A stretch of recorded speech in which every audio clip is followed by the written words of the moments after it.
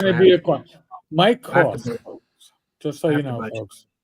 Folks, we are live. We're live. We always have the. Well, I was hitting the button and I was like, Mike has to be shutting up, right? We're live. Mike Why can't would you still think be that? talking. But I should know, after all the years of working with Mike at conventions, Mike can still be talking. So, in any case, Mike was still talking, but welcome to Talking Crit. You already know my once-a-week work spouse, Bad Mike Battleato, so he needs no further introduction. Below Mike is the one, the only Jim Kitchen. Gosh. Oh, that was an introduction. And below me, that sounded really bad. Is Beneath the unknown. Oh, so bad. We're already off to that start tonight, folks. Yep. Buckle up. Buckle up. It's going to be a hell of a ride. Thom Wilson, Throwing Games, ShireCon. Oh my! They're all yappy already in the chat. Yeah. What is this? That's all, folks. Oh my God! So you know gonna be that kind of show. When Ty Beard's here early, you know something crazy is going to happen tonight because he usually pops in the last 5 minutes like, "Hey, what's up, guys? What did I miss?" Ty Beard's drinking early tonight. Uh-oh. Oh my God! Not at all.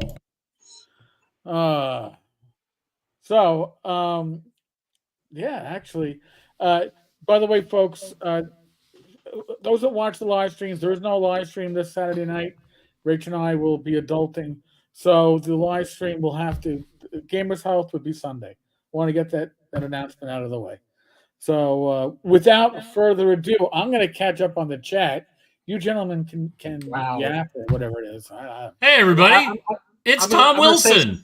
I'm going to say something, and then I'm going to let Jim do his awesome usual introduction, his elevator pitch introduction. But I want to say, first of all, Tom is, I call him the hardest working man in gaming because I don't understand how the guy has this much energy, he writes so much stuff. He also runs a well-regarded con called ShireCon, which is now expanded to 2 days. Correct, Tom? It was 1 day. That's a day and a half. You know, so we're working on a whole weekend at some point. I know it's going to happen. And he's also, I want to say, he's a very important part of North Texas. He's been a special guest quite a bit. He couldn't make it this year, but we really owe Tom, because Tom really ran across the finish line the idea that this is after Doug didn't want to do digests for the con anymore. And I think I was talking to Tom. He said, "Why don't you just do modules?" I'm like, I don't know how to do that. He goes, "I can do it." And he said, and so we both were really fascinated by this map that Charlie Phipps had drawn of the Caves of the Unknown, but he hadn't written anything of it. We thought maybe we can use that map and do something cool. And then Tom contacted Charlie, and Charlie said, "Yeah, I wrote an adventure with that." Like, "Oh, we'd love to publish it and use it to help pay for stuff in North Texas." And Charlie said, "Yeah, no problem." So Charlie wrote most of it. Tom wrote a section. I wrote a section, and it is now in its third printing, almost sold out, Tom. We're going to have to do a fourth printing of 150 each. So it's just amazing. People really love. And if I was really prepared, I would have a copy here to show you. But it's me, folks. Come on. And then we follow that up with we decided. So Tom and I love BX, probably our favorite rule system, and we it's a pure BX rules. It is BX. We don't hide the fact it's BX. So if Watsy wants to sue us, I guess they can come after us. We're just using BX.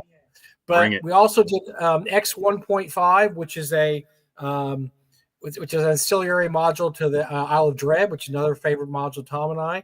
And then Tom and Charlie, and I don't know if somebody else is in there too, wrote B 4.5, which was extra encounters. If you love the Lost City, and who doesn't love Lost City, please get B 4.5, which is now in its second printing, because it is more cool information and encounters in the Lost City. Anyway, so he's just been great for the con, helped us out so much over the years. I just want to say thanks, man. You're great, and you're one of my favorite people in gaming because you walk the walk, man. I don't know how you have enough time to do all the shit you do. I really don't. Yeah, sleep is overrated. You don't need it. You don't need so much. Sleep's for the weak. That's right. I'll sleep when I'm Weak. dead. No, I'm lucky that this stuff just rushes to my brain and I get it in my fingers and the keyboard real quick and I can write pretty fast and I'm just very fortunate in that way. And I can just generate a lot of work quickly. So it just works out that way. And I'm always trying to work with, trying to help out other publishers too, as much as I can, help out Levi, help out Planet X, helped out Jim Wampler a little bit, some others. So, I mean, I'm always doing something for somebody because they, just, it's a great circle of indie publishers we have. And it's just, I want to say that you inspired me, Tom, because if you remember correctly, we were working on B 2.5. You had to beat my head in to get me to turn in stuff because I was, procrastinate. You were great about it every week. Hey man, we need that stuff. Hey man, where are you at? Hey man, what you doing? Same thing with X 1.5. I got it done. I have finished B 1.5 underneath the unknown or beneath the unknown. We're not sure. It's finished, and I sent it to you. And here we are, almost a year ahead of time. You inspired me. It's gonna be one of the easiest ones to put together. Sure, you're done. I left shocked. I'm shocked. I left a couple of rooms for you to do, and hopefully you'll also do some editing because as we know, you cannot edit your own work, or you shouldn't be editing your own work. And yeah, I got it. It's done. I ran it at North Texas. Kim was in the group, a few other people, and we did a test run. It went great. We had a ball. We had a blast. And my one thing that drives me crazy is you haven't read it yet, so I don't know what your opinion is of it because you're so dang busy. But yes, I'll be reading it. To be honest, I'll probably read it right before I put my sections in and get it edited. So I mean, I'll read it. It won't be until probably winter when it's quiet. So take your time, man. For once I'm ahead of the game. I can't believe it. It's a good feeling, isn't it? It's incredible. I'm playing with house money. I'm playing with house money here. I'm thinking there's not any way it can't be done by Jan. Now, if you get hit by a bus tomorrow, it might not get done. But other than that, it's probably going to get done by. We're working out. I've got some guys talking to you for artwork. I think we have a cover artist. We just need to look at paying these guys and getting some artwork done. But other than that, it's pretty much ready to roll. So yeah, I'm excited about it. It's going to be a pretty straightforward one to put together. We're going to have to talk about, as we always do, what reprints we want of the previous 3 to make sure we get to all those in time for the con as well. So it's always a struggle to get everything ready, but we always make it. We're out of X 1.5. We're completely out of that, and this would be a second printing for that. And as I said, we're on the third printing for B 2.5. Now, for those of you familiar with BX, there is a very limited amount of officially published material for BX. It's 5 modules, right? It's only 5.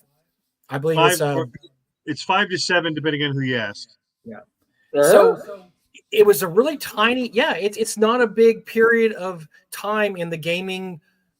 We're talking about what 79 through 81. That was it. Yeah. That was BX's. Yep. And that was done. That was it. Yeah. And then we went to BECMI, the Menser edition. So it's just this really cool little area. It's just this area that when I was in high school and junior high, and everybody was kind of in their early gaming days, and that BX just hit. It just hit the perfect spot. I thought it was a great game, and I still use it for convention games. I think it runs great as a convention game. Yep, it's great. Jim, do you have any great BX memories too? Or oh gosh, yeah. So my first box set was the Holmes box set with B1, and I think my car really hit it out of the park. I think B2 has a lot of love simply because it was already keyed, and so it's really easy for a group of people to pick up a copy of B2 and run with it. B1 actually requires you to roll up your sleeves and key the module and fill it in. And that's actually one of the things that I always like about that because I'm a big believer. You can either consume art or you can create art. And too many times we sit on the couch and we just let the art wash over us and we watch TV or we play video games and it's very passive. And I try to really limit that. But what I would say is that B1 is the thing that got you literally, if you wanted to run it, you were going to have to key it. You were going to have to actually populate it because the skeleton was there, but you needed to put the muscles and sinew and skin on it and really sort of come up with your own vision. I think one of the greatest things you can ever do is find a copy of B1 that somebody's written in, because I love reading different versions of B1 that kids 40 years ago sat down and knocked out, 45 years ago. I think that's just great, right? And yes, exactly, I right? love This it. is Look at this that. is It this is it my needs to convention have copy. It's so beat up, but look at this. It was yes. well Stains. loved by That's somebody. well loved, and that's Oh, the yeah. whole point, right? Like I found a copy one time that for whatever reason, like the kid was wild about sturges and bugbears, and Good really Lord. and truly, like every other encounter was either a bugbear. I mean, it was like a coin; you could just flip it. Now there was other stuff, but it was that classic. I hate to say this, but all the old school guys like Ernie Gygax Jr. and Jim Ward and all of them. You move 10 feet, you have an encounter. You move 10 feet, you have an encounter. You move 10 feet, you have an encounter. And it's just that kind of dreadful. But this kid did this and went nuts, right? And it just got to the point where it's like, okay, bugbear, sturge, bugbear, sturge, bugbear, sturge. And you're like, ah! But that's what makes B1 special. I think that's what makes B1 a lot of fun. And so I always encourage, every time at an auction, if I see a copy of B1 that's coming through, I always look at it to just see if it's been keyed with something just outrageous. Now, my other favorite was candy sprinkles. I got a copy one time and literally opened it, and just all these candy sprinkles came out of it. And I have no idea what had been going on. I don't know if they murdered a clown. I don't know if it was a baker, whatever. But yeah, it was just nuts. So B1, I'm a fan. I'm a huge fan. So Tom, we're going to talk about ShireCon tonight, and I have to begin with, who are these bastards in Australia with their own version of ShireCon, and are we going to have some fights? I mean, I'm hoping for fights. I mean, they're ex-convicts, but yeah, gonna fight some kangaroos. Now, I actually contacted Board Game Geek to try to clean that mess up, and they say that I should be able to edit it, but I can't. So there's some confusion there. But yeah, they have their own ShireCon, but it's funny because it shows them the United States and Northeast, but it points to yes, their website. And I've been trying to yes. fix it for years, and I just can't seem to get it straightened out with them. But we'll eventually get that straightened out. I was looking up ShireCon and I hit that and I was like, ah, these cursed Too far. Australians are everywhere. But so now is this the program cover for the ShireCon that's coming up? That's the logo. Yep. Nice. Yeah, that's done by Travis Hansen. He's done 5 of the 6 logos for me. And it Yeah. always has sort of a Middle Earth theme to it. This one obviously is the Bridge of Khazad-dûm with the Balrog and Gandalf. Right. Next year we have another one. We already have next year's plan that we're gonna get. I usually get the logos done very early so I can start getting it out there on everything. But yeah, that's this year's logo, and it's probably not my favorite, but it's very close to the top. I like this one. I still like the troll coming through the doors in Moria. Oh, That's that was my a good one. favorite. Yes. I was yeah, wearing so that today. Travis so Hansen's I love great. that shirt. It's a great shirt. Yeah. Yeah, Travis Hansen's a great artist, and he's what I love about him is his prices are reasonable, and he works very quickly. So it's like, hey, Right. Travis, I need a logo, and then 30 minutes later, it's almost done. It's like, wow, Wow. okay. Yeah, That's he's crazy. fantastic. So, in the first 5 years, we put the logo on dice bags, but this year we decided to go with a program folder. Okay. So, Nice. so Clever. you'll get I like Hold that. on. so Let you me got give you a sponsors on the solo. back. Oh, show us again, Tom. So you got the thing, and inside there'll be the program. I do a program adventure as well, so a little brochure size adventure. There'll be swag in here, and then in the back we got sponsors, Oh, that's hot. and then you get spot. We also have premier sponsors. Mike will like this here in a second. That's dead sexy. I think somebody named Mike should steal that idea. Wow, look at And over here you that. got look who it is. Oh, hey, look at that sponsor. Wow. What a nice guy. So- Yeah.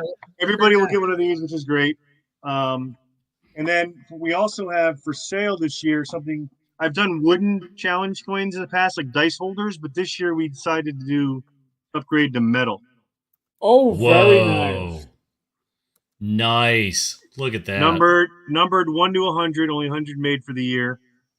I gotta thank Matt Roberts with some of the design on the back. He helped me figure out how that was going to that is work. very nice. It's got That's really great. it's a little bit That is raised awesome. and stuff. So those will be for sale. If you didn't pre-order them, they'll be for sale on the con. And any leftover, well, I'll just sell to whoever wants one. They're really nice. They're heavy metal. Nice. So, Very and then we nice. have our. I do an exclusive adventure every year too, and this year is called The Descent, the vampire adventure. That's always for sale at the con. Last year, I had a Prayer Quest one, a solo, which was fun, a cleric one. But this year we have a pretty tough vampire adventure. That is again BX, always BX. So Right. And Jim, he just does an adventure every year because he just can whip out a 25 Because that's the way he rolls. every year. Just for that. Come on, like he's ahead of all of us. He's got his drag coefficient down to 0, so like that lets him have the extra speed, and that's pretty impressive. I mean, I'm on my way. I'm up to a 7 head. It's way past a 4 head. But, yeah, I just we're decided getting there. I just decided to let it go. He's on his lunch hour and goes, "Oh yeah, I need an adventure." Boom. 30 minutes later, he's got a 24-page. I'm like, what? I went to the bathroom. Boom. Adventure I see idea. Boom. I understand. Listen, I've gotten up in the middle of the night from a dream and wrote 1,000 words real quick just to get it out of the way. Out of my way, I need my notebook. Is that a dream journal? Right. No, it's my RPG idea book. Get the hell out of the way, kid. That's excellent. I love that. So we have 110 badges sold. We'll probably get another 10 to 15 before the con, and we'll get a handful of walk-ups. The location this year changed again. We had a really nice venue last year, but the people running the venue were, they didn't really want to work with me this year as much. So they were fools. They squandered an opportunity. They wanted to double the price for half the space. Ooh. So I'm sorry. Here, let me put that in stereo for you. Here, I'll turn it up so in case you can't hear it, there's louder volume. Exactly. Oh, screw that. that. It was a beautiful venue. It was a beautiful venue, but I couldn't afford the price. So, but luckily the local VFW, who a really great bunch of guys and gals. They got food on site. They're known for they're like legendary for their brisket. So people are going to be very excited about what they have there. You had Mike at brisket. Stop. He can only get so aroused.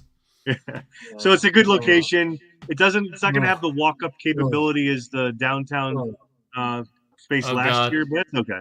So mute yourself, Mike. Mute yourself. I'm back. No, that was quick. I'm old. It's Jesus. Anyway, so it'll be a good turnout. We'll get 125 again this year, maybe a little bit more. It's good.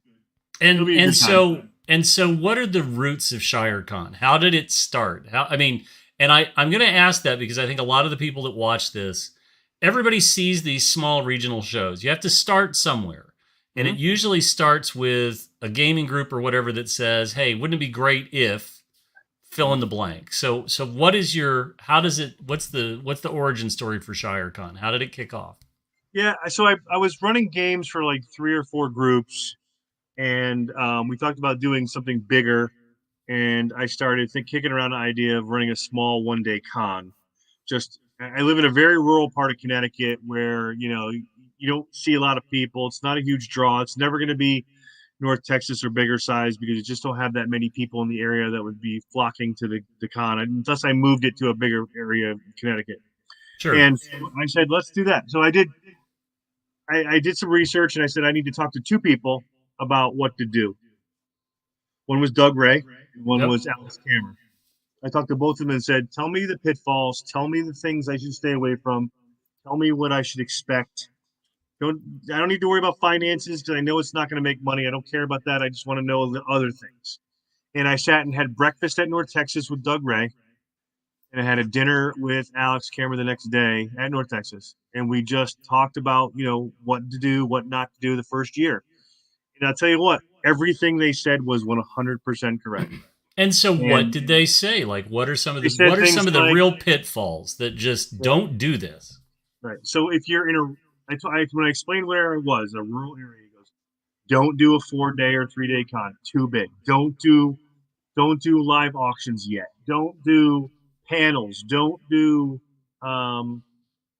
anything too big. Just stick to just the core thing, which is just run games. Have people come in, run games, have a few vendors, give away some prizes, and you'll do well. And that's exactly what I did the first year. We had 3 game slots. We had a raffle. I came up with a way to make it so that everybody had a really decent chance to win something. Yep. And we had a couple of vendors that showed up, and it was a amazing success. I had vendors who would go to TotalCon for 3 days that said they made more money at ShireCon in one day because it was a really locked in audience, you know. Yep. And there's a lot of pretty interesting publishers and gamers in New England. We've got, you know, we got Ian McGarty, we got Jeff Talanian, we have Lloyd Metcalf, we have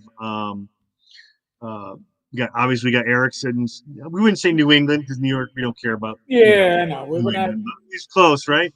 You got Joe Block in Jersey. You got a lot of indie publishers, and you got a lot of good gamers in this area that go to TotalCon and others, and they wanted to do a small thing in Connecticut in the fall, so we did it, and it worked great.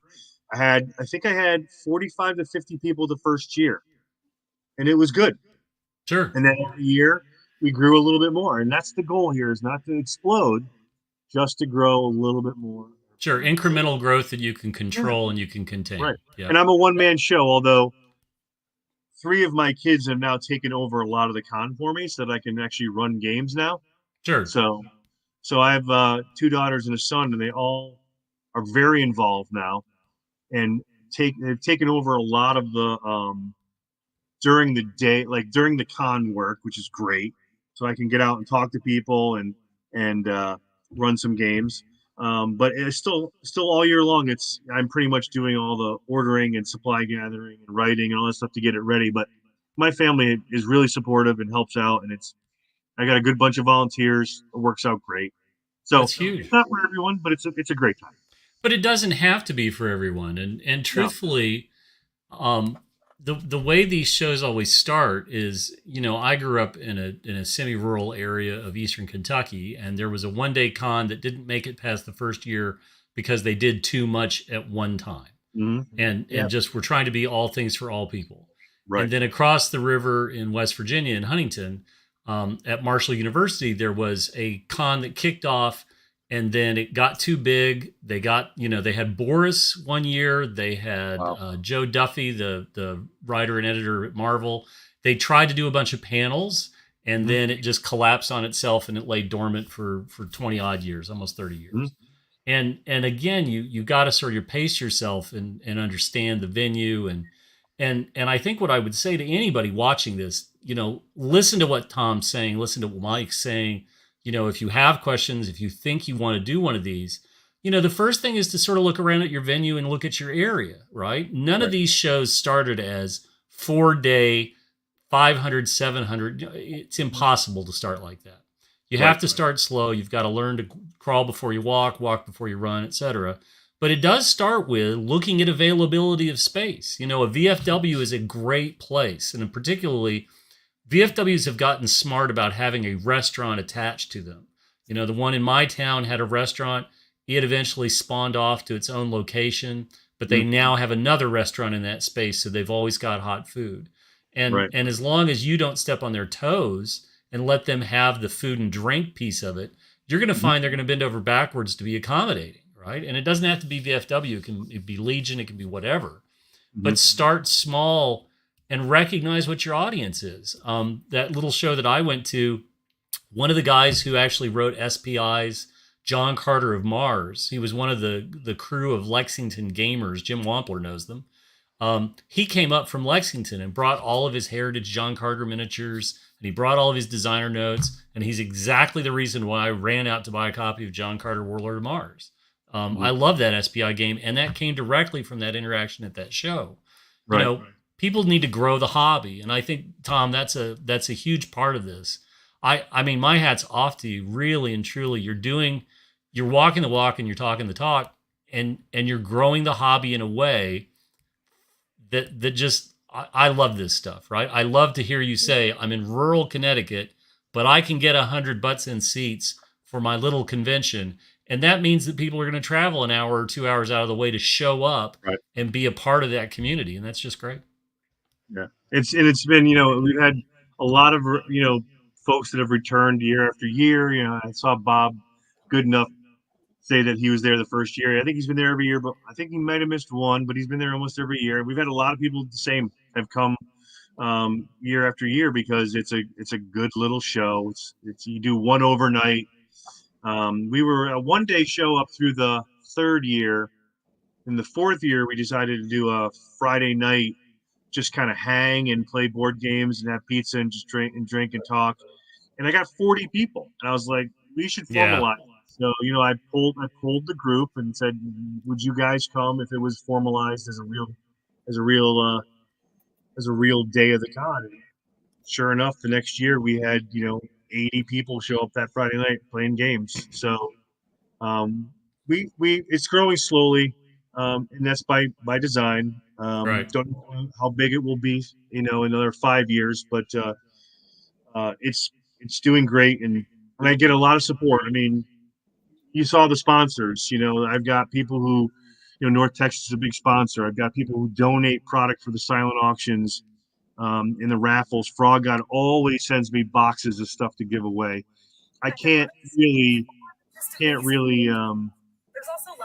can't say enough about those people and how much they help out. So Right. Well, and that's your backbone. I mean, we all have a sense of conventions that you're like,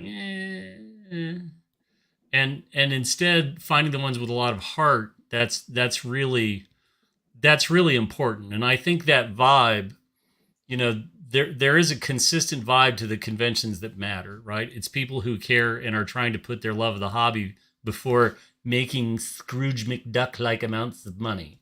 Like we all figured those people out, right? I mean, if your swag bag costs an arm and a leg, and if I want to be a VIG, I have to sell a kidney. There's a question that, okay, what am I really paying for? And I'm Right. not sure about that. But when you have a show where, you're a one-man band and, oh, by the way, I drafted my kids, it's real easy to see where the heart is. I think it's real easy to see where that lies. Yeah.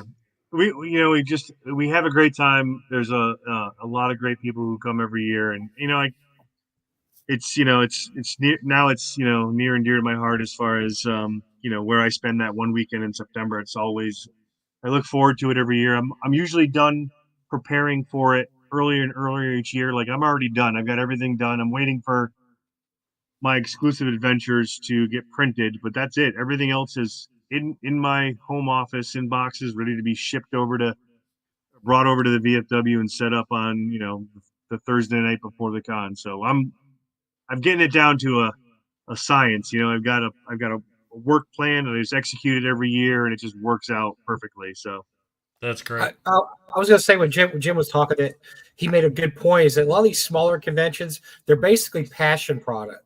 I mean, they're not as much, we're going to make a shitload of money. Because I know North Texas, it was just absolutely Doug and I wanted to have a convention like we wanted to have a convention. And pretty much our first year was 55 people. It was all AKM members, almost all AKM members, because it was going to be a big collector, old school thing.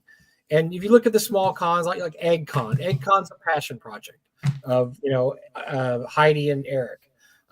Even a con like, that's getting bigger, Gamehole Con, it's a passion product of Alex's. Yes. He's told me many times, the guy is not making bank on this convention. This convention is because he wants to put on a convention and have fun and have everybody else have fun. And that's really, that's how these smaller conventions survive, is because they have people that are passionate about them, that are going to it, and that are both running the con. Well, we were lucky a year, I think it was year 4. We were lucky to have Steve Marsh coming off the Appalachian Trail, which is right in my town. He came off the trail and ran games at ShireCon. It was fantastic. So people got very lucky. We had some local kids playing in his game. They had no idea who he was, and I had to pull him aside and say, he's one of the founding members, man. He is important to this hobby, and you just got to play a game with him. So yeah. Oh, that's fantastic. That's great. Well, and really and truly, that's the kind of stuff that you want, right? You want to create memories, but you want to create something that's going to get people to come back the following year, right? Like, I'm going to make sure that I don't miss this. And timing's a big part of that. One of the things that I would speak to about having a small show is if you have a Holiday Inn in town, or if there's someplace with a, it doesn't necessarily have to be a convention center, but if there's a Holiday Inn or a Sheraton or something that's in town that go to their events planner and say, what do you have going on? Like, do you have a couple of banquet rooms that are available? What are your openings on the calendar? If you're in Texas, I don't necessarily think you want to try to have a convention the first weekend of June. If you're in Wisconsin, I'm sorry, if you're in Indiana, like that first week of August is probably a little out. If you're in Wisconsin, that week of October of Game Hole, like, use some brains about this, right? Sure. Well, there's actually a science to that, Jim. There's a science to that, because one of the things when you get a convention, and I'm sure that Tom ran into this, is you have to find a weekend that nobody else is using, and that gets problematic at a certain point too. Because and I'll say, for the reason we pick beginning of June is because nobody was in June when we first started doing it. Of course, now Origins is there, UK whatever Expo is there now. Yep. So now there's more and more choices for June. But it was when we first started 16 years ago, there was nobody else in June, and so we kind of had that cornered the market on that. You don't want to have a convention the same weekend as Gen Con, for example. If you're a small convention, you don't want to have your convention the same week as Game Hole or Gary Con or no. Well, Tom can tell you the first year of ShireCon was also the first year of AppleCon due to a mistake on Lloyd's part, and so you had two small conventions the same weekend in the same area of the country. Which probably killed both your conventions in a little bit, because people could only choose one or the other. So, it was just we overlooked it. And I would point this out to a lot of people. The convention season, the 4 big shows that for my frame of reference, right? So I live in Middle America. It's Gary Con kicks off the season in March, and then then I've got a couple months. Then for me, it's North Texas, but for a lot of people, it's the Chaosium Con that's now sort of coming up. And if you're a Call of Cthulhu focused person, that's sort of where you lean towards. Then North Texas, then Gen Con, and then finally Game Hole Con. But that doesn't mean that there aren't other large shows that are on the East and West Coast. I'm not going to be traveling in those directions. But what I would absolutely point out to everybody is, there is a drought for conventions between the end of September and the middle of February. And that's a great time to think about having a regional show. Christmas obviously is going to be difficult, the week of Christmas and New Year's. But TSR used to have a great convention called Winter Fantasy in Milwaukee in January.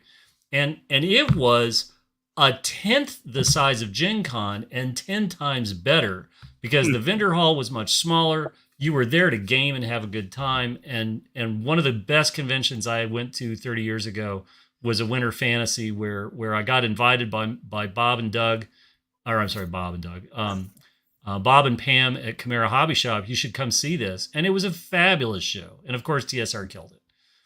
But for years it went and went and went. And I think that's another thing too.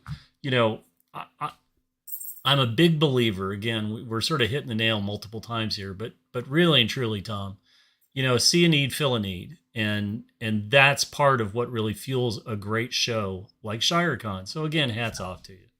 Right? Yeah, and also, one more point is, I don't think people understand that most regular gamers cannot afford to go to Gen Con. A lot of them can't even afford to go to Gary Con anymore. I'm sorry, Gary Con has priced itself out of the realm of most gamers. These are the kind of cons that those regular gamers go to. And one of the things that we've always tried to do in North Texas is we wanted to, and we did this since the very first year when we had Tim Cass, Frank Menser, and Rob Kuntz as guests, because these guys in Texas, they don't come to Texas conventions. Because there really are none. There weren't any back then, any game conventions. You want these guys that can't afford to go to these big giant Midwestern shows to be able to go to a regular con and meet people like Steve Winter, Steve Marsh, Janelle Jaquays. I mean, all these people they've heard. I mean, Jeff Easley, Errol Otis. I mean, my God, we got Errol Otis to come to our dinky little convention in Texas for 5 or 6 years. That just blew people away. And that's another aspect of these smaller cons is you get people to experience things they're not going to be able to afford to do otherwise.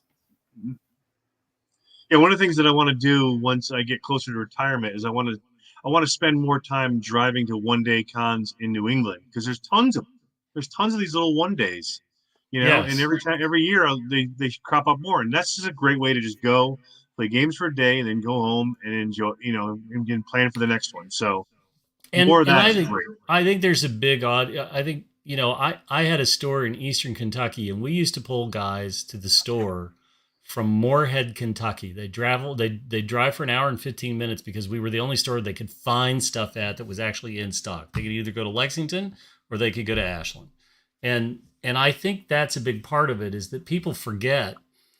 For every well-heeled collector you have, there are 499 people who a player's handbook and a DM's guide is a significant financial investment. These are people who check these books out of libraries. These are the people that have to depend on one grandparent getting them the player handbook for Christmas, another set of grandparents getting them the DM's guide, and mom and dad getting them the monster manual.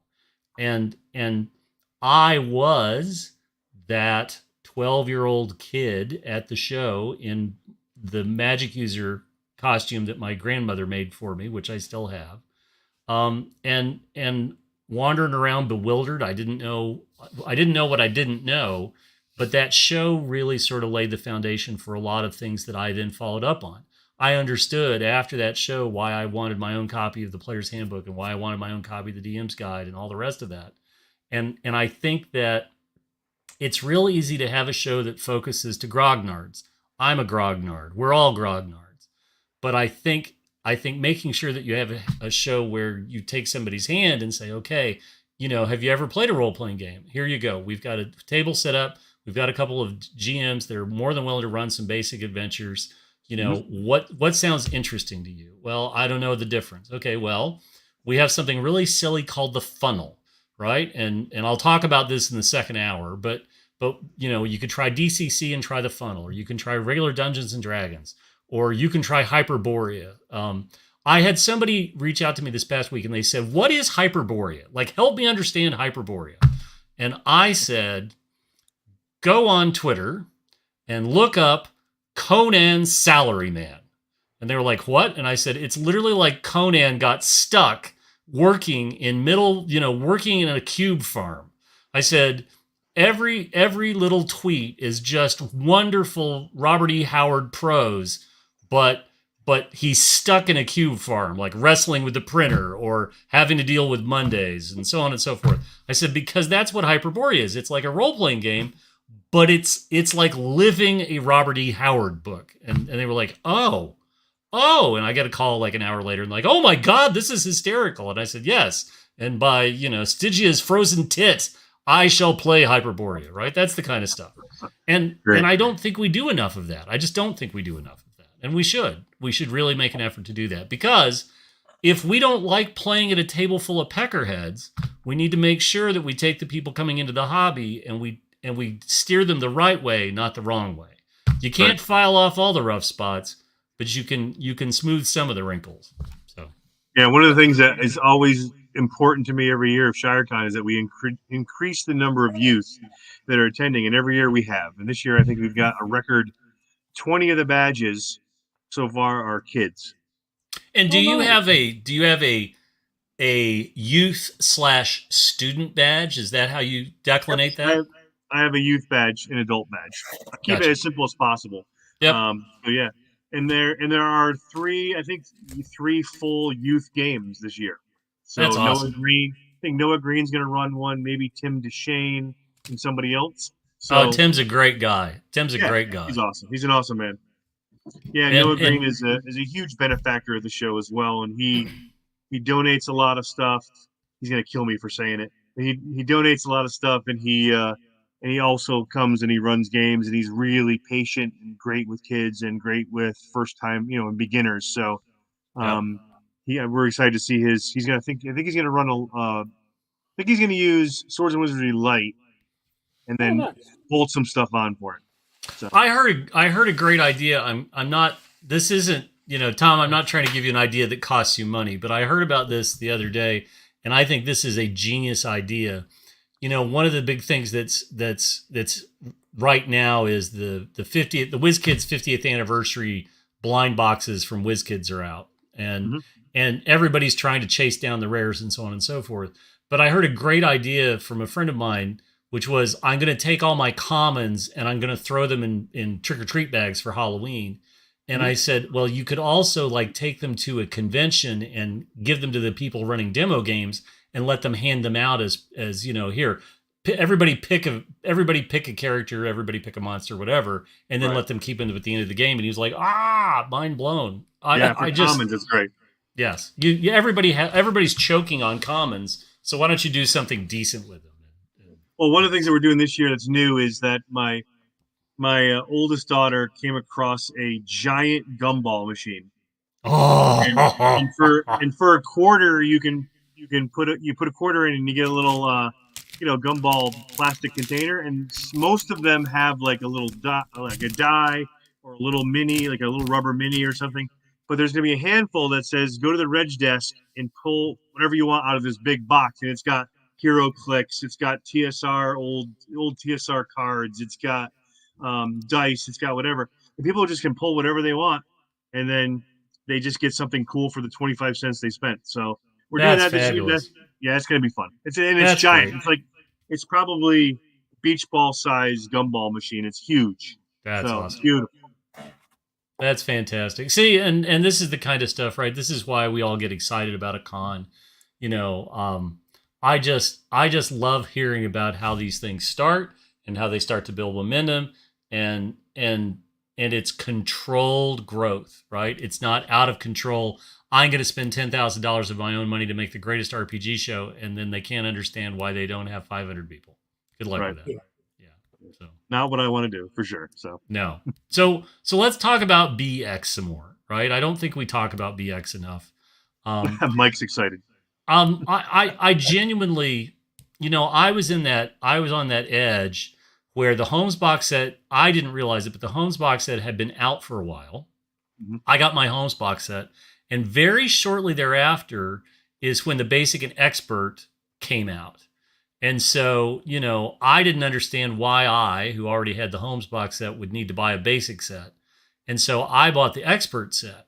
And one of the great things about Expert set was one of my favorite modules ever, X1.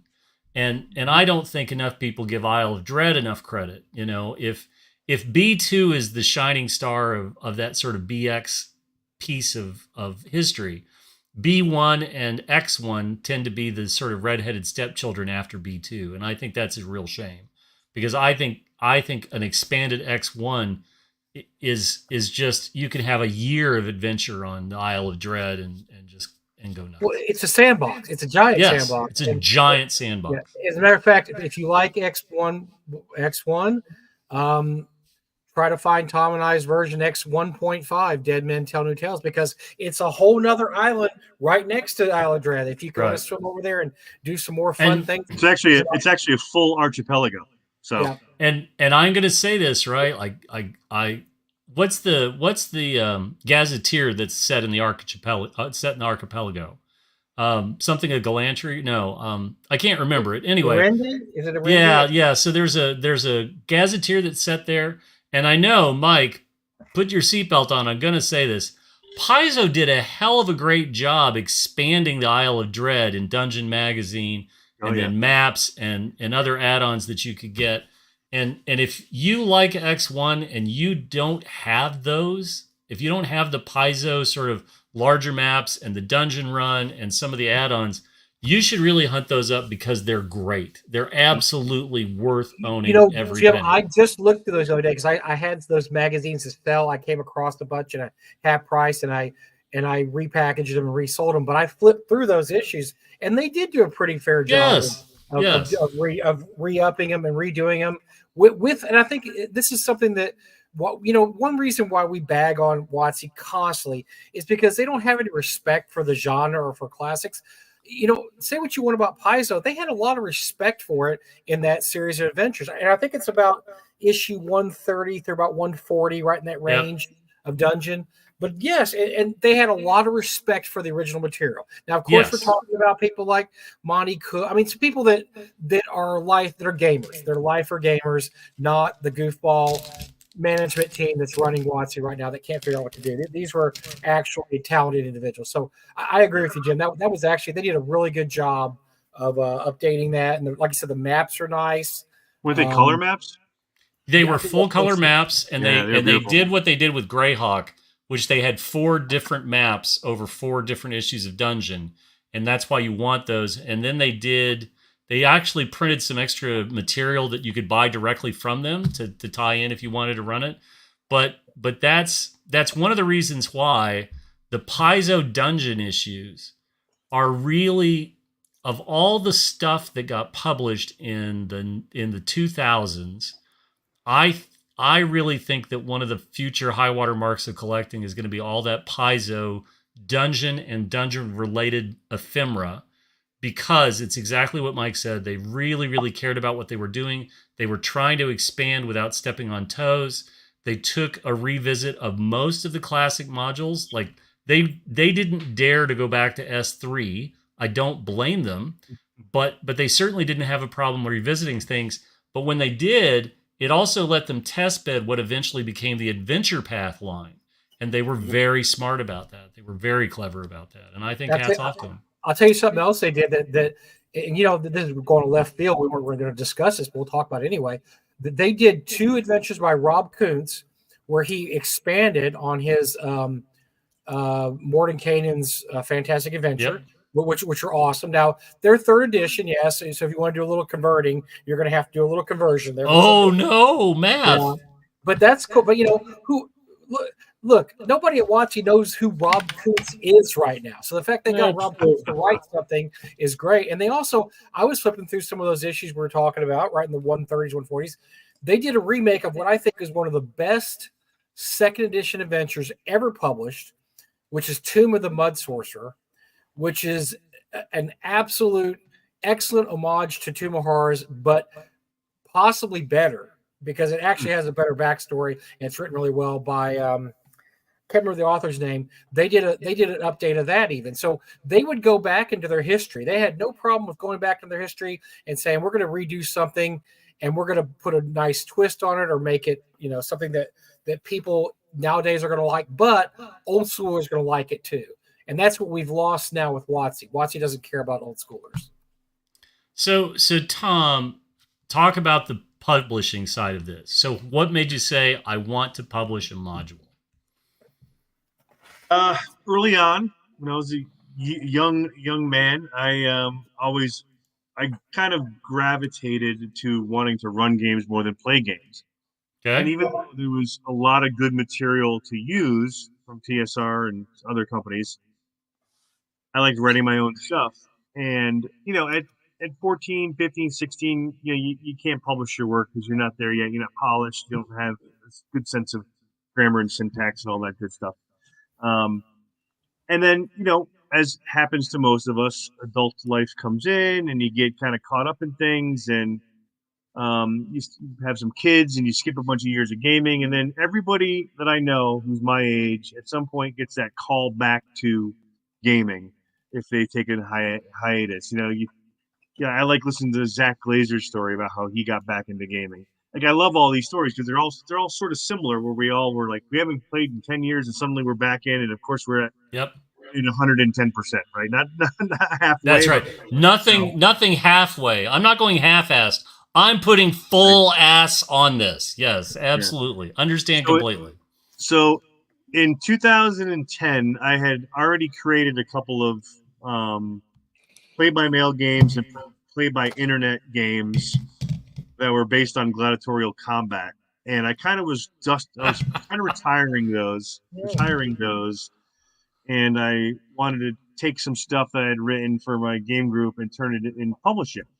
Okay. And I had my own rules, and I wanted to publish those. So in 2010, I started writing and publishing, and I did the biggest mistake you can make, which is I did not reach out for help. I just did it all myself.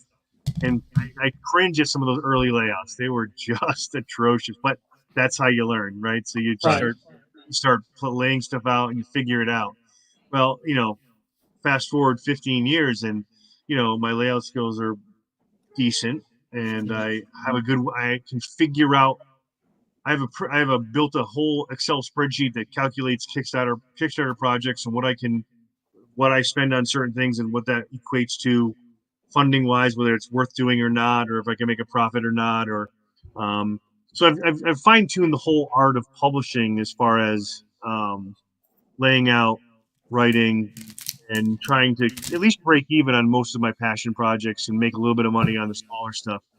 I've got I surrounded myself with good artists. I've surrounded myself with a couple of good editors. And you just learn that over the years, you just learn what to do and what not to do. But I think we all have a passion for publishing our work. It's setting your expectations, realizing that not everybody's going to like your work. I have one huge anti-fan that we won't mention his name that destroys everything I write. Just destroys it. And I Excellent. enjoy reading the reviews. Is this the same guy that cannot stand Jeff Talanian and whatever? Okay. Excellent. It's the same Excellent. gentleman. You have a nemesis. Everything My that Jeff God. Talanian- You're Jeff being Talanian- arched by somebody from the Guild of Calamitous Intent. Right, if This you is like- perfect. No, it's better than that. It's Jeff and Tom. Jeff Talanian God. and Thom Wilson could never get a good review on this guy, no matter what they put out. I'm Well, it's funny following the because- guild's rules, but I'm arching two people at once. Well, what's funny is that this guy trashed my work for 3 reasons, right? He had 3 reasons why the work was terrible. So I took that and I said, well, I'm going to write an adventure now that Oh, uses those 3 things. Those and 3 you points. have to. You have to lose. And then I published yes. it, and then he reviewed it and trashed it for those 3 reasons. Well, and you should dedicate Oh, that wow. module to him. Like, He's you not- should, he's not like, the- yes. If his name Yeah, is so Sean Bannerman, you should be like, Bannerman's Revenge. The thing is that as a publisher, you have to have a thick skin. Not everyone's going to like your stuff, and that's just fine. And if you know that you're not going to be a millionaire, you're publishing stuff that you want to publish. You have an idea that you love that you want other people to try out, and then sometimes it hits and sometimes it doesn't. It's just the life of a writer and a publisher. So I learned long ago that Well, you like yeah. it, you buy it. You don't like it, don't buy it. That's I'm right. still going to make stuff whether you like it or not. Yeah. So. Right, you're What do you never going think- to please everybody. If you're pleasing No, I can't. everybody, you're doing something like it doesn't happen. You're going to displease some people because you got to be true to yourself. Whatever content you're creating, believe me. By the way, the person that didn't like you did like Swords of Witchery Light, gave it a very hard. But I have my own cadre of haters. Okay, so. Yeah. Yeah. You don't have a I would cadre, like my to- friend. You have a division. A division. I gotta You're at a teach you- division level. You're like not even be up to a battalion level. You don't have a cadre. You've got whole Facebook pages dedicated to hate on you, Eric. Entire Facebook Where pages are. do we think that the peckerheads on the internet were before the internet? Well, Do we think that they just hung out in libraries, bugging the reference desk, or were they hanging out in the barber shops, just warming up a chair and bitching about their haircuts? I have a theory. Jeff- I'll share it offline. I can't share it online, but I have a theory. Oh God, Jeff and I are. I want to know if you Jeff and think- I are hoping this guy shows up at a con and we can sit next to him and have a conversation. I would love to see the person that tries to pick a fight with Talanian. Right, one of Oh the my first God. things you notice is that Talanian, there's a level of fit you don't expect your average game designer to achieve, and literally Talanian is like, if you just drop me in Hyperborea, I'll be fine. I'll be just fine. And Give you're a like, boy an act. that's He right. doesn't- Like, He doesn't like Talanian stuff because Talanian kicked him out of a game once for being disruptive, and he has held a grudge ever since, like 15 years. And every single thing, not just Talanian, but if it comes out of his company, Northwind's worst review ever. Every single thing. I'm gonna hunt this guy's Yeah. reviews. I'm gonna find this guy and I'm gonna make it my mission. Oh, he's easy to find. Easy to find. Excellent. By the way, I wanted to show Excellent. here's a couple of things that Tom's done recently. This is for Shadow Dark. Prison Pit of the Ageless King. Now, the funny part about this, when I saw this, Tom, I thought it was Prison Pit of the Ageist King. And I thought, okay, that's an interesting concept. So the king is, he's ageless, dumbass. He's not ageist. Someday I'm going to write a parody called Prison Pit of the Ageist King. But people thought I misspelled ageless. I was like, no, look the word up, please. And then this is the aforementioned V4.5. Look at that gorgeous cover. Frank's Frank Scacolosi right there. Frank Scacolosi, he's amazing. And look, the artwork, the first thing we did, I think we had one piece of original artwork, Tom, or two. Now we fill these things up with original artwork, which money comes out of my pocket most of the time. But yeah, we have lots of original artwork now. I own the original for this. I bought the original for this. I thought it was great. So I own this original. Yeah, it's beautiful. It cost me an arm and a leg too. But yeah, so these just look great. I mean, these look like a module you'd pull off the rack in 1981. Absolutely. And so, oh, look, blue maps. How can you? Excellent. So, no photocopying, you cheapskates. No, good stuff. So yeah, Tom's stuff is very evocative. And, and also for those who don't know, Tom writes really, really good post-apocalyptic adventures too. I was going to ask you about Gamma World, so tell me of your love for Gamma World. They're really good. They're actually very, very good. I have all of them. So when I got introduced to D&D, it was Moldvay box set. I was in 8th grade. I saw kids playing. I got interested. I went over to the guy's house that was running the game. Said, "We'll roll up a character so you can play tomorrow in school." I said, "Great." I rolled up a 1 hit point magic user.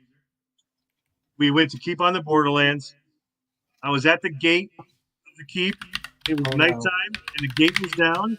And I talked some shit to the guy up at the top of the crossbow, and he shot me and killed me. So I think he lasted less than 30 minutes. So I rolled up a thief, and then that was it. I was hooked. But then he moved away and gave me all his box set with the original dice and everything, which I still have. Wow. But that's a friend. First role-playing game that I actually purchased with my own money was Gamma World, first edition. Yeah.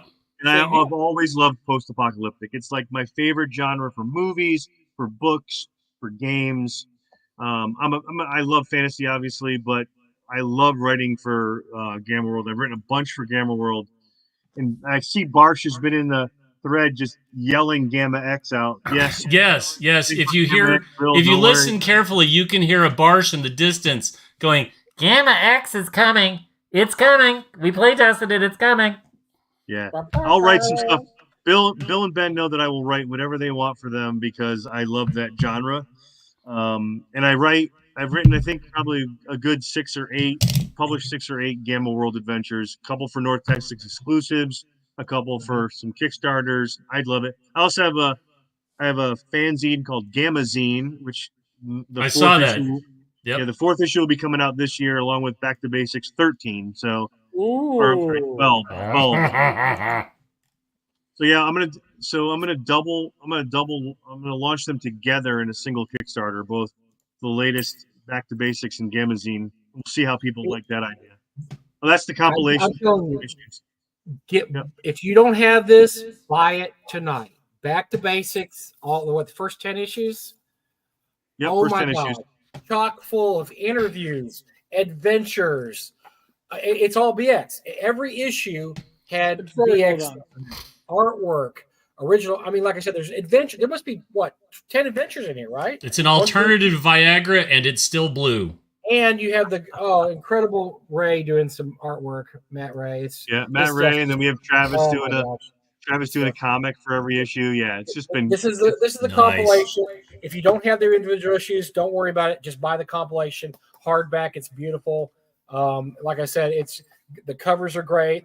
There's cartoons.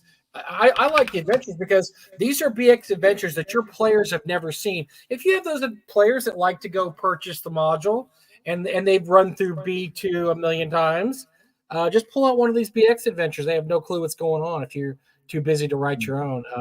But no, I love this thing. This is something that, let's just say this goes in the throne room and I'll when I'm on the throne, I manage to flip through here and read a few pages because there's always something I can flip to and say, oh, that's interesting. Oh, I didn't know. Oh, that's really cool. That's a good chart I could use. Oh, there's a cool review. And it's just great because I missed a lot of the early issues. I only had like 2 or 3 of the early issues. Then Tom did a exclusive of the 11th. The 11th issue was print only at North Texas, which we sold quite a few copies. And I missed a lot of the early issues, so I missed some of that goodness. I was like, man, what was I thinking? Where was I when this stuff was coming out? It was below the radar, I'll tell you that, because it's great. If you like BX, Back to Basic is a great little issue, but just buy the compilation. Just buy the. Now, what issue are you up to now? Are you still doing Back to Basics, Tom, or not? Yeah, I'm gonna do. I believe the next one I'm doing this year is. I think it's number 13. So. Okay. Yep, we started new. So each issue in the first 10 had also a continuing adventure following these characters, and the comic matched it. And we started again with issue 11, a new story, which is about a oddly enough a dwarven brewery. So. Oh well, go figure. Yeah, two brothers that are trying to hunt down the lost recipe of the drunken brewmaster. So. And that obviously will continue in the next issue, and then Gamazine. The only difference really between Gamazine and Back to Basics, as far as their construction, is that I actually have a short story that I write in the Gamma World, the Gamazine, that follows a young girl and her robotic dog, and that's the only difference between them. They all have the same, like, new monsters, new adventures, etc. But I throw a short story in the Gamazine. So this is why I call this man the hardest working man in gaming. In the last 5 minutes, he's just named 75 projects he's either worked on or he's working on. I mean, it is I got too much. Outrageous. It's just outrageous, the stuff the guy does. Again, I'm very fortunate that the stuff just keeps filling up my head, and I just got to get it out on paper. But maybe I'm all front loaded, and then in 5 years I'll have nothing. My brain will be empty. Tom, I don't know. Stuff fills my head, and I just go have a Diet Coke and a cheeseburger, and then I worry about it later. I don't feel the need to put it to paper immediately. That's what makes you different than a lot of other people, is that you have this need. Look, you would not take 8 years to do a Kickstarter like some of the people Eric and I know. It's probably done. I'm afraid to open that can of worms because I'm gonna go on a rant.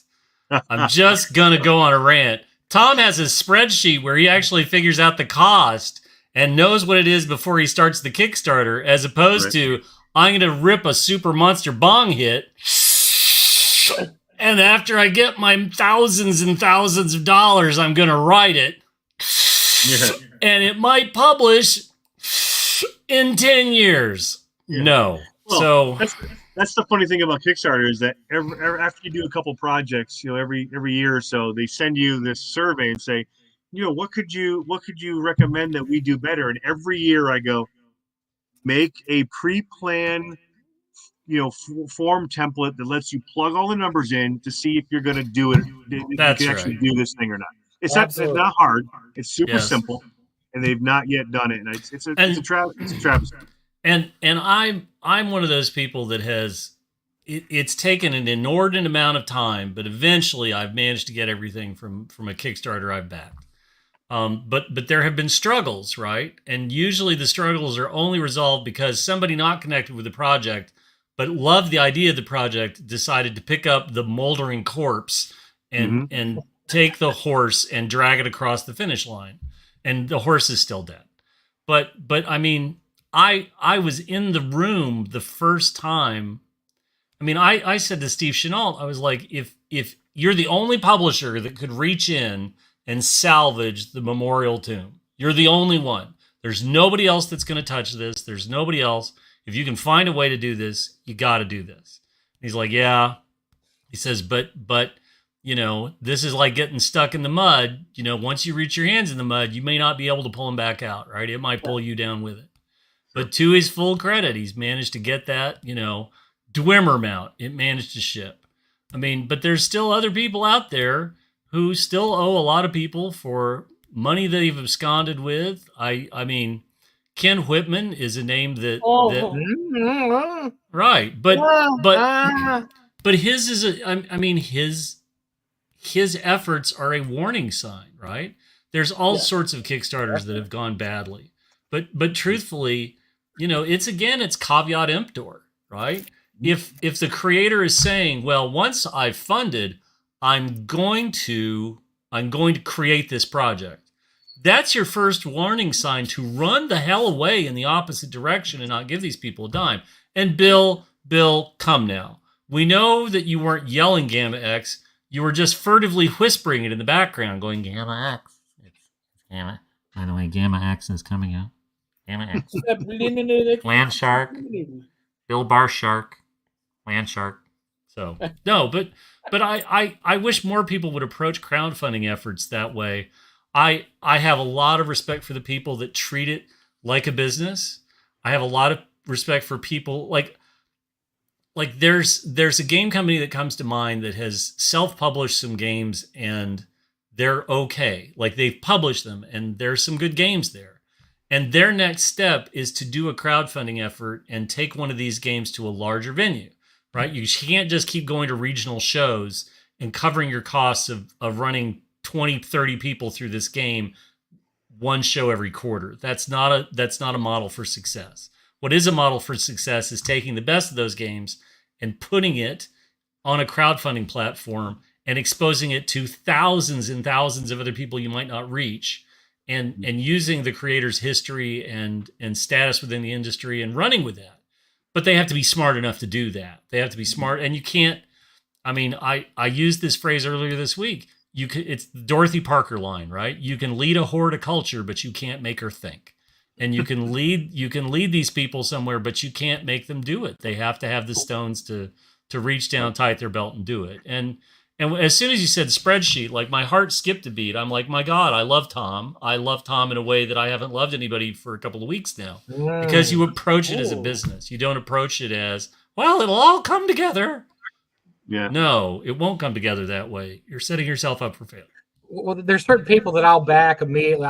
I've talked before about Gary's Appendix. Whenever the newest Gary's Appendix issue comes out, I back it immediately. But Tom's stuff is the same line. Anything Thom does, I back, because you're going to get it. It's going to be on time and it's going to be good. I mean, and it's not going to break the bank. It's going to be good stuff. Look at the cowards that won't come on this show who owe people things. Let's look at the cowards that their Kickstarters failed for whatever reason.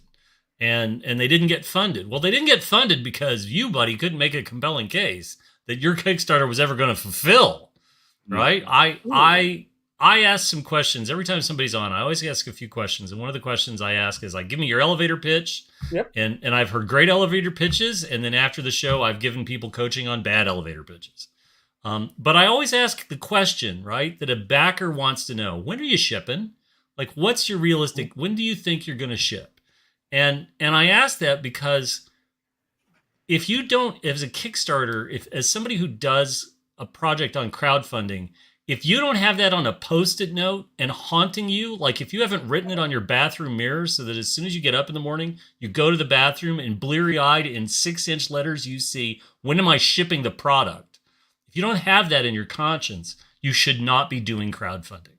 You should not be doing that at all. You should stay away from crowdfunding, and you should go into weaving tapestries or floral arrangements or anything besides anything that has anything to do with self-publishing. Go away. Well, one of the things I did early, and I think a lot of people have done this that are successful, is that they fully write everything. I usually have the book laid out before I start the Kickstarter. Like, it needs to be done.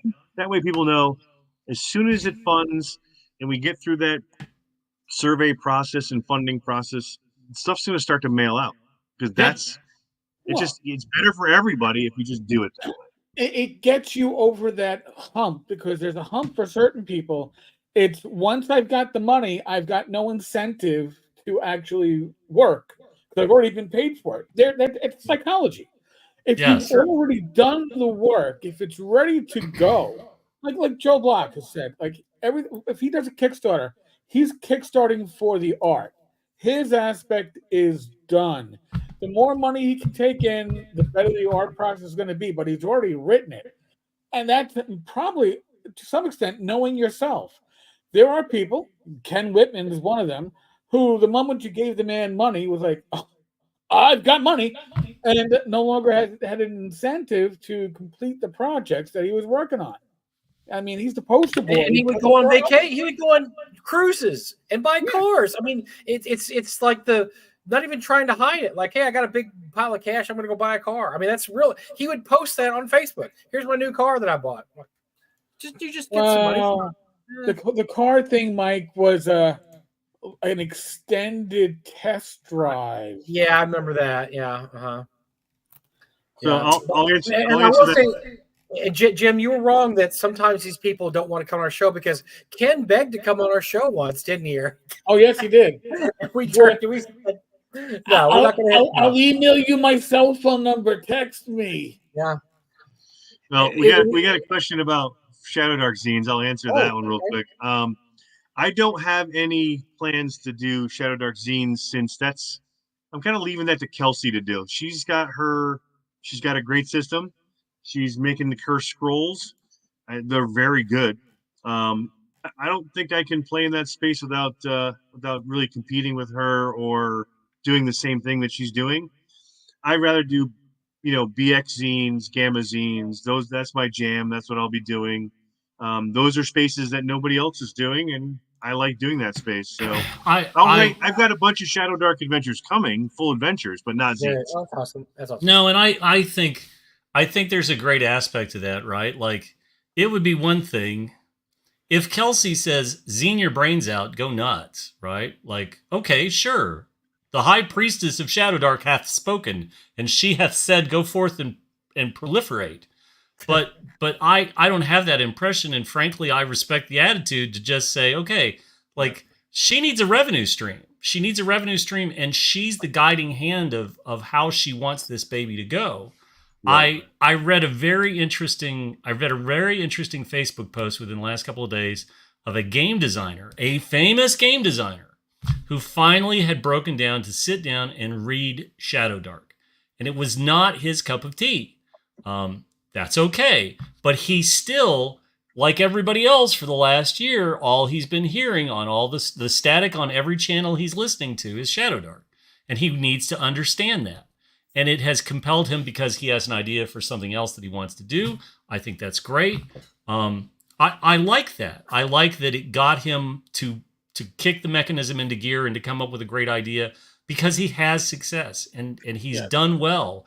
And this isn't covetous envy. He just simply recognizes that Shadow Dark is not something that he leans towards, but it did at least zap the creative batteries to get him to think about what he wants to do in a different direction. And I wholeheartedly respect that. He didn't bag on Shadow Dark. He simply said, this isn't what I need to make. I need to make this, but it came after my exposure to Shadow Dark. And I think that's great. Like, he failed a mutation roll, and now he's got the tentacle out of his forehead like Gamma World, and off he goes, right?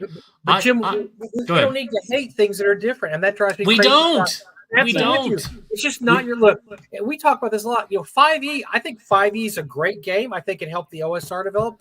I don't like it, and I don't like to play it, but I don't hate 5e. No. I don't like WotC. I hate WotC, but I don't hate 5e. I think 5e is a great game to, introduce people to D&D, and it's easy to play, and it has lots of people that love it. Great, go wild, 5e. I don't care. I love, right? So what used to pain me is that Jim Ward would never discuss Gamma World, would never talk about publishing anything in Gamma World. He took all these stories to the grave about Gamma World because he was always of the belief that WotC was just ready to sue him into oblivion. Yeah. They're going to sue me into oblivion. He wasn't the only one, too, Jim, but yes. I'm sorry? He wasn't the only one. There was no, but there are other people. But Jim's passed, right? And a lot of what could have come out of Jim for his baby, he instead had to go backwards to Met Alpha, which Met Alpha is fine, but Gamma World, for the longest time, it was Kim that published almost every day stuff on the Gamma World Facebook page. And and there's a lot of us that love Gamma World, right? You cut me, I'm gonna bleed Gamma World. And the fact that 40 years later, we're still talking about it. There's zines that are out there to capture people's interest. Like I saw the zines that you've done, and Tom, I would beg you to do a collected, like the BX book that Mike just had. I would love a hardcover collected of all the zines.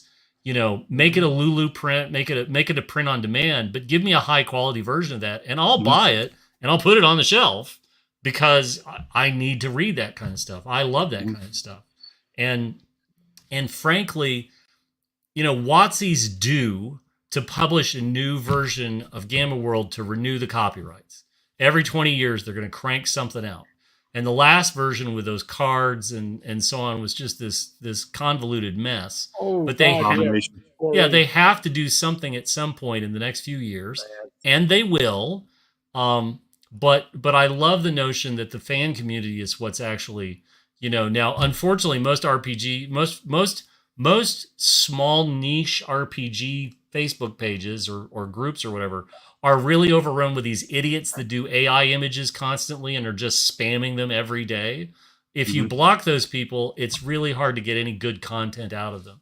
And I applaud you for still waving the flag and rallying the banner cry. I think that's just great.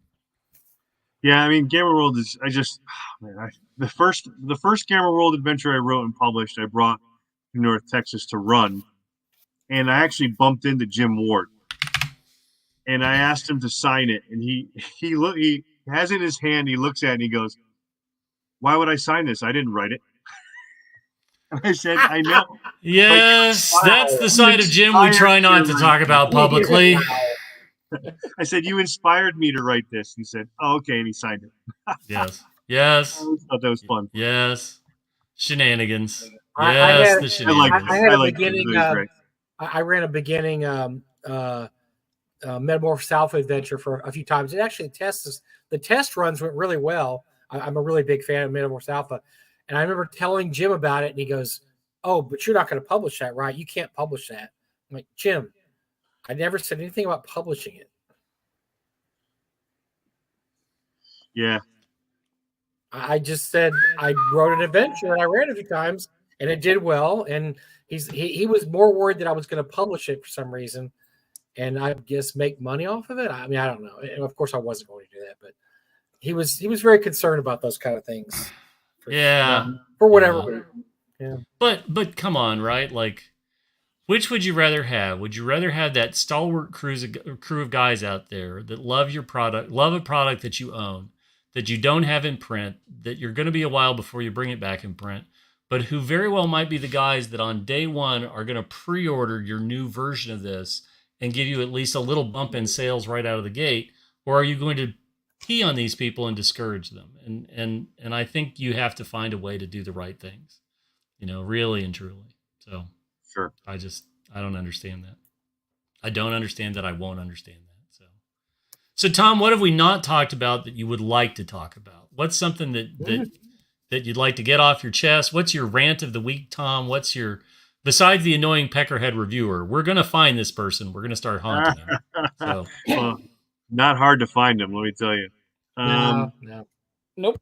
No, I'm just sort of a look forward kind of guy, and I don't, I took 2024 was kind of a year off for cons. I had a very expensive purchase this year that sort of set my con spending budget down. So I finally got the holy grail of my collection. So what'd you get? No vague booking. We need specifics, buddy. We need specifics. Come on, grab it and you can see it. Excellent. Oh, look at that. He's going deep in the shelves. It's a holy grail. Deep in the shelves. Yeah, it's his grail. I know. Let's see it. Ah, wow. That garden path. Spectacular. Up that garden path. There it is. Nice. Yeah, so that set me back a little bit for spending this year. So I kind of dialed back the cons. So 2025, I'm really hoping to get back and hit all my favorite cons. North Texas, I tell people I run ShireCon, but North Texas is still my favorite con. My second favorite con after ShireCon, of course, would be Total Con, only because I went to Mass Confusion in 1984. There I met Peter Rice and John Wheeler from the Companions, which I love their work. Absolutely love their work. Yep. I went there and our group won the prize for being the first TPK. Nice. So I'm trying to collect all of those. I'm only missing one of those modules from the convention. By the way, they put together, I think they released 13 or something crazy. It's insane number of modules for con. But yeah, so I love Total Con. We get back to that. Texas. I might sneak into Page in January. I'm not sure. It's kind of a tough one for me to get to during that time of year. I'm finishing up my advanced fire school at that point, so it's going to be like within a week, and I'm not sure if I'm going to really have the energy to get out there and do that. Sure. And then I'm going to try to do a bunch of 1-days. So yeah. But yeah, I don't really. I don't have much to rant about except the fact that I have to work and I'm not retired and I can't write full time. Other than that, I'm just kind of just one foot in front of the other and just marching towards trying to get things done. I've got a bunch of Shadow Dark. I got 2 Shadow Dark adventures coming out. I've got a Mork Borg one coming out. I got Back to Basics and Gamazine coming out, and I have my own box set for my own system that I've been writing for 8 years. It's finally probably going to see it's kind of my opus magnus here. So that'll probably be end of this year, I hope. So, but yeah, just plugging away. That's great. I'm always happy to see a collector get something they've always been looking for. Right? That just warms your forever. heart. Yeah. Took me forever. Yeah. I mean, I was fortunate to get this one a while ago. Hold on. Uh-oh. More showing off. More Shoto. Excellent. Oh. Oh. Three. Look at that. Oh. I got that one a while ago, which is nice. Some bitch. Yeah. I'm looking around. Yeah, I'm not seeing anything to match him. I'm sorry, I can't match. Man, I'm gonna have to go in the cabinet, right? Like.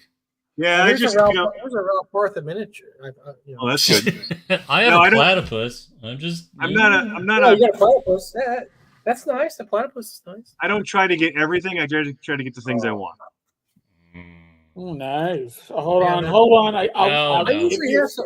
That's I'll very give you a follow, and now I'm sorry I was late. There we go. That's nice. Yeah. So beautiful. I don't have anything here, guys. I feel left out of the fun.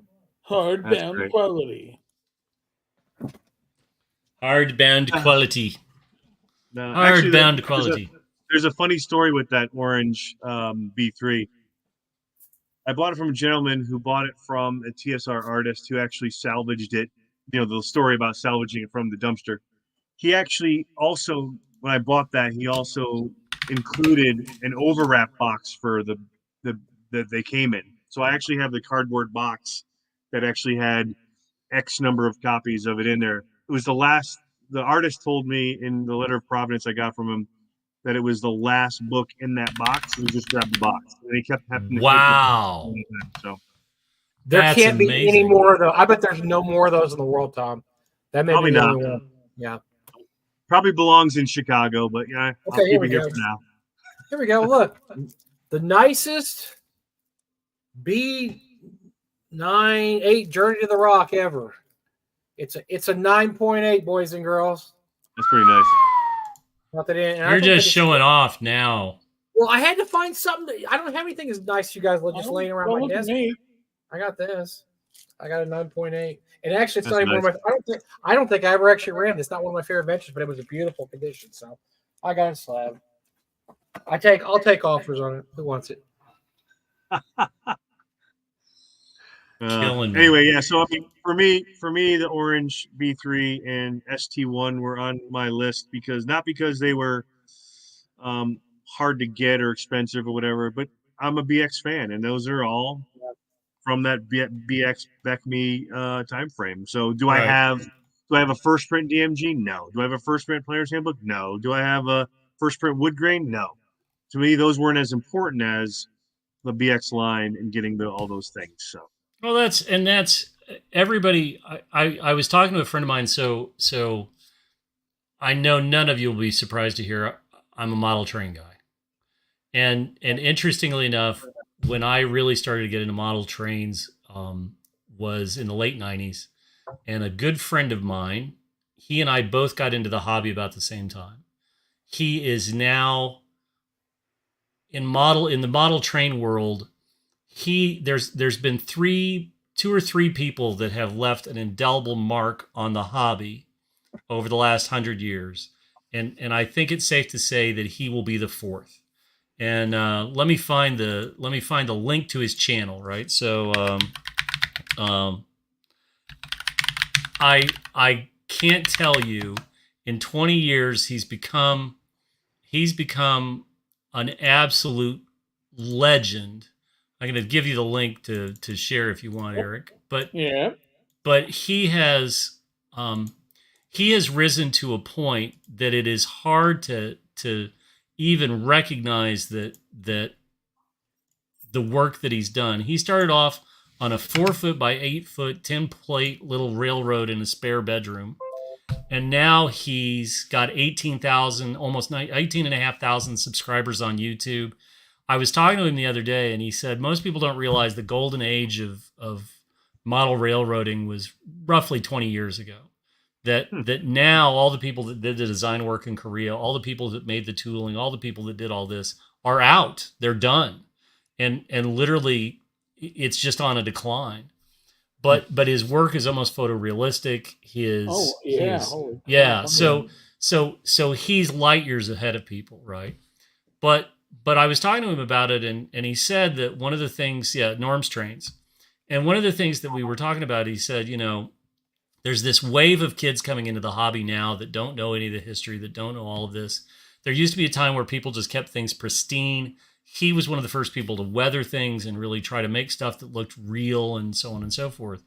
But in the end, what he said, and I think this is so relevant to all of this, right, is he's a Pennsylvania guy. If you look at his layout, almost everything he has is Pensy related. Okay. And you do that so that you don't get shiny object syndrome where you want this and that and the other thing. I really applaud that. Like, Tom, you knew what you wanted, you kept that focus. If you don't keep a focus to a collection, it just becomes this sprawling beast, and you're a hoarder. Like, if you're not buying to upgrade, you're a hoarder, right? You just end up with all this width and no depth and nothing, and it really hurts to see that. But I'm a big fan. I'm a huge fan of people who have that singular focus, right? Like, I'm just doing the BX modules, and I want the nicest ones I can possibly get, and I want the rarest ones that I can possibly get, and that's where you have to find that passion, but hone it to like a razor's edge. So that's just great, Tom. Yeah, and so for me, like, back to Keep on the Borderlands is my favorite module because I started with that one. First one I made, first one I ran. So I also have tried to collect all of the foreign prints of Keep on the Borderlands as well, and I've got like the Japanese one in shrink and the American one in shrink, and they're just really hard to get. But if I focus, like you said, if I focus on just a slim part of the collection, then I can just, when I find those things, I appreciate them because it took so long. And like for Up the Garden Path, it was 10 years to try to get it. Yep. TSR promotional posters. That's my sweet spot. I have to have a knife fight in a phone booth with people from time to time, but for the most part, like I've got a lot of the tough stuff. I'm always trying to upgrade. Like I upgraded one of the posters this last year and a half, 2 years ago, and I'm pretty good with that. Like, I'm really happy with that. There's nothing like when a collector visits your house and they see a poster you have and they're like, "Wow, that's nicer than Alex's," and I really want one. And you can hear what he's not saying is, "I'd like to buy yours," and you're like, "Thank you, that's very nice of you to say," because I'm not selling it. I'm not dead yet. But, and that's okay. That's the way this stuff works. So so one of the things that I'm also doing right now is I'm trying to purge all the stuff that just doesn't really matter. Things I'm never going to play, things that I collected back when I bought big collections to try to find stuff. That's my purge. That's my purge. Yeah. I'm with you, Tom. I I just decided got to get rid of stuff I don't I need turned anymore. 61, and I just pulled boxes out and said, "This is all going away." Yep. It's Well, all been gorgeous now. last year I realized I had, I think, 12 Moldvay boxes, and I was like, "What? I don't need 12. I don't need 12." Oh, So I took one of them and I actually put it in the silent auctions at ShireCon, and I do believe that one of the people in this chat snagged up my copy with dice and all. Might have Nice. been me. Might have been Yeah. me. Yeah, but it was like, listen, I don't need 12, so I'm down to 2. Yeah. I'm happy with that. Okay. Where is that? Slowly let them go because I don't need them. I don't need that many. I'm never going to play that many. Yes. So, my problem is not depth; it's breadth, and my breadth was too. I saw too much at one point. So over the years, I got rid of all my Spelljammer and all my Ravenloft and all my Planescape, and I mean all the stuff I didn't really ever play. And then now I'm down to, okay, this system.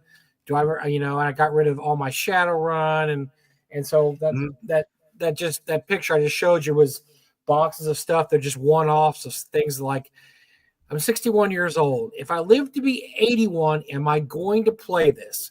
And 99.9% Not a snowball's chance in the diddles abode. The answer was Listen, no, and it's not going to happen. when Alex Gamer, comes up with that, builds that retire home for us gamers, then we'll play. There you go. That's Somebody right. get on his ass about that. Yes. Yeah, we need that retire to go. Then I can play then I can finally play Daredevil. The game that I loved, that game in the 80s, and I played it twice, and it was awesome. And I have found nobody that ever wants to play that game again. Daredevil. Yes, or Daredevils. Can't It's say I called played that Daredevil. one. That's Can't say I amazing. played that one. Daredevils, yes, but no, and so yeah, that's good to realize, Tom. That's because we just told the story about somebody that was a hoarder, a gamer hoarder, and it's been a mess having to deal with it. And I talk about this all the time. My friends that pass away and leave behind these gigantic collections that their spouse is just like, I don't know what to do with this. And the last year, when I turned 60, I had made my wife a promise that, someday this is all going to go away. And then it just snuck up on me, and boom, I was 60. I'm like, it's now. Now is when everything's going to.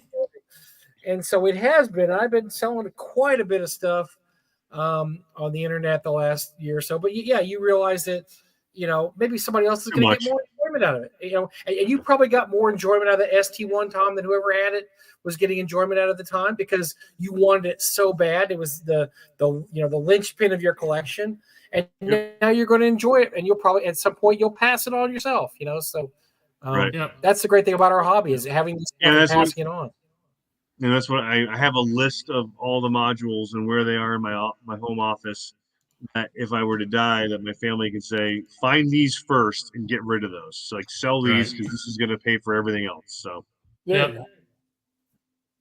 Totally understand. Hey, so I have a question. I don't know if this question's been asked, but I'm going to ask it.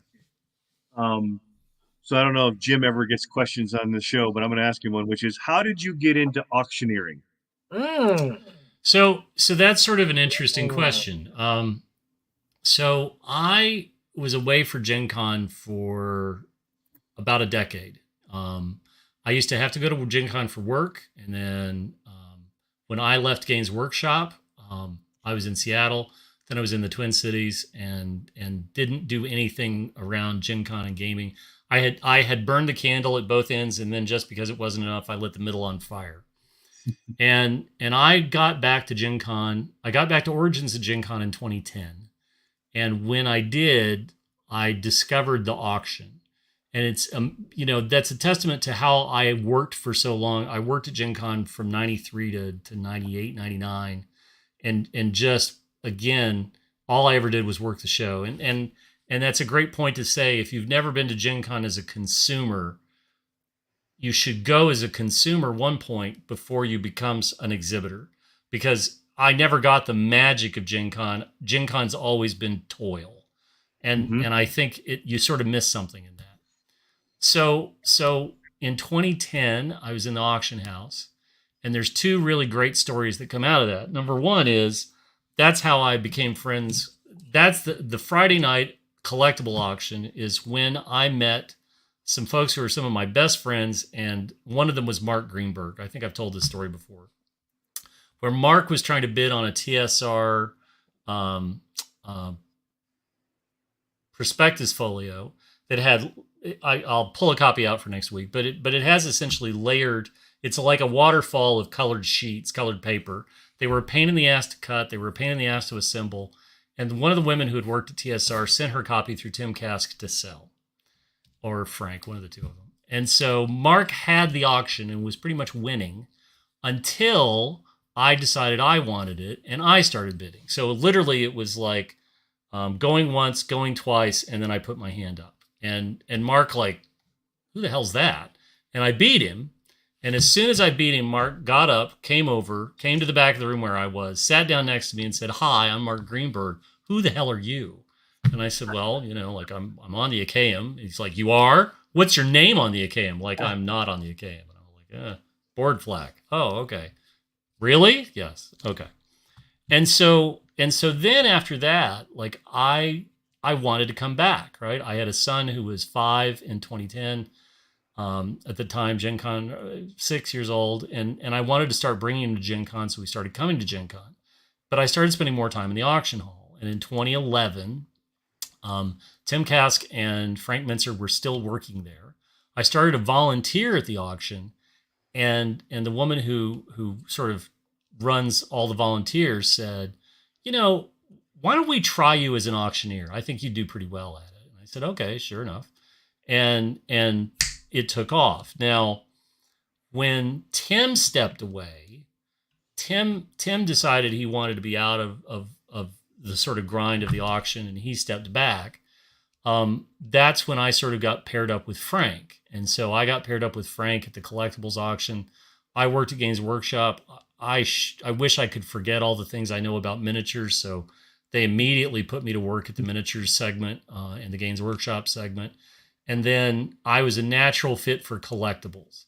In fact, the first time I did collectibles, Frank didn't know what had hit him. Frank and Tim didn't know what had hit them. And so in 2011, Frank was still there. Tim was still there. I was filling in when one of them wanted to take a break. And the two of them just were like, where the hell did this guy come from? And so Tim stepped away and retired from auctioneering. And then Frank stepped away. Frank stepped away at an early Gary Con. I actually have his gavel somewhere. I actually won his gavel. And then that was it. And it's sort of grown, right? The story of how I started at North Texas. Alex tried to poison Mike, and Mike was ill. Oh, that's right. Yes. Yes. It sort of rolled into, it rolled out at Gary Con, and then it rolled out at North Texas, and it's rolled out at Gamehole. I'm willing to auction for anybody. I'm glad to do online auctions. I'm glad to do. I had a conversation with somebody this week, and we talked about this, and I said, one of the things that was really noticeable about other auctioneers is that they do try to sort of curry favor with bidders. And I say that because in our little space, there's 50, 100 collectors, and I always refer to them as the usual suspects. One of the first swag items I ever had made was a button that said the usual suspects. And I tried to make sure all of the usual suspects had those buttons. But you run into, right, like what you cannot be is you cannot be the auctioneer and favor the bidders. You have to be the person that represents the interests of the seller. And you have to put the interests of the seller before everything else. Just because it's relevant, it's recent, I'll talk about this. We've talked ad nauseum about the first printing Dungeons & Dragons box set that sold at Gen Con. He had a reserve of $12,000 on it. And before the auction, I said, it's in fair minus shape. If we don't get to that, but we get reasonably close, are you going to be there so that I can sort of give you? And he said, yeah. And I said, but I'm going to give it my all. I had a conversation today with somebody who's thinking about bringing a number of things to the collectibles auction, the auction at Gamehole Con. And I reached out to Alex about it, and I've talked to this person, and I said, it will do far better with a lot. I'm going to get you more for your money as a live auctioneer than you will doing an online auction, because I'll be able to read the room. I'll know who to press. I'll know who to stick. Like, are you going to take that? Are you really going to let him? You were this close. You're this close. Like, I don't mind doing that because that's what the seller needs me to do. I don't get paid. I don't get paid. This is all volunteer. But I do have to make sure that I'm at arm's length from things. I have to make sure that the seller's needs are being met and doing my best for the seller. And then at that point, I'm just trying to line up bidders. I'm trying to make sure that we have two people that make it an auction and that it runs that way. And so I'm very fortunate to have had the success I've had. I'm very happy when people are pleased at the results. I'm happy when buyers are happy. Buyers are overjoyed to own these things. Buyers are overjoyed to finally have something like that in their collection. And the thrill you got when you opened up that box and you saw that copy of B3. That feeling when you saw your copy of Up the Garden Path. I don't know if you got it at a live auction but when you get that thing in the mail, or you get to hold that in your hands and you get to take that home, that's pretty significant. That's a pretty amazing feeling. Mm-hmm. And you can't, when you have the nicest example of something. I have a copy of Titan from Gorgon Star. It came from Jason McAllister's collection, and he was trying to test the waters. And so what he sent his nicest copy. It's unpunched. It's perfect. It's bright. It's vibrant. And I have that, and I'm happy to have that. I loved Titan when I was younger. I have Stormberg sold it off years ago, but he sold the Tramp original drawing for the cover of Titan, and I have that. And at some point, I want to get that framed up and have my little Titan shrine. But that's why we collect, and that's why I'm fortunate to be an auctioneer at a lot of conventions. I'm willing to hop on a plane or whatever and pay my expenses. I'll auction for you wherever you are. I don't mind that. I don't care to. I have people ask me for advice. I always try to give them the best advice about what to do. I think there are a lot of predatory collectors who are trying to get large collections for a reasonable price, below market price. I think that's in every collectibles market, but at the podium, I have two jobs. I'm to be transparent. I'm not to sell my own things, but I have to be doing my job to the benefit of the seller, to the best of my ability, and more often than not, that means goading and provoking and being provocative and being silly and outlandish. Because if it gets me an extra 25, 50, 100, 1,000, that first printing auction, I'm very aggressive about bid amounts, because I feel like that gives you inertia. It drives you to a conclusion in a timely manner. I have an idea of what it should be going for, so I'm going to be pushing that price point and doing my best for that. But that auction is the first time I've gone to $1,000 bid increments. We hit $10,000, and I said that, and I went from $500 to $1,000, and two people didn't blink. We lost some bidders, but it went 6 more times. It went to $16,000, and the seller was over the moon. Mm-hmm.